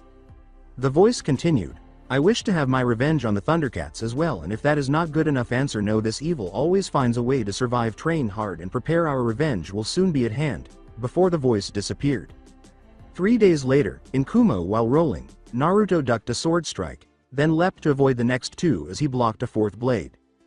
B nods off to the side, and A remarks, he's getting better. B replied, yeah, his stamina is crazy bro, in time I have no doubt that he will pass us in that field. A stated, the Godem Kazekage has entered the country and will be here late this afternoon along with the Wind Lord and Fire Lord. It's hard to believe that in less than a month the entire world power seems to have shifted all because of one boy. B replied, that's no boy bro, he's not a man either, he's a hero. Men come and go. Boys grow old and die, but heroes are remembered. Look over there and tell me what you see. I see it, they're inspired. A remarked as he scanned the arena and noticed a number of Kumo ninja who weren't on duty sparring, training, and assisting the other Thundercats who were also in training.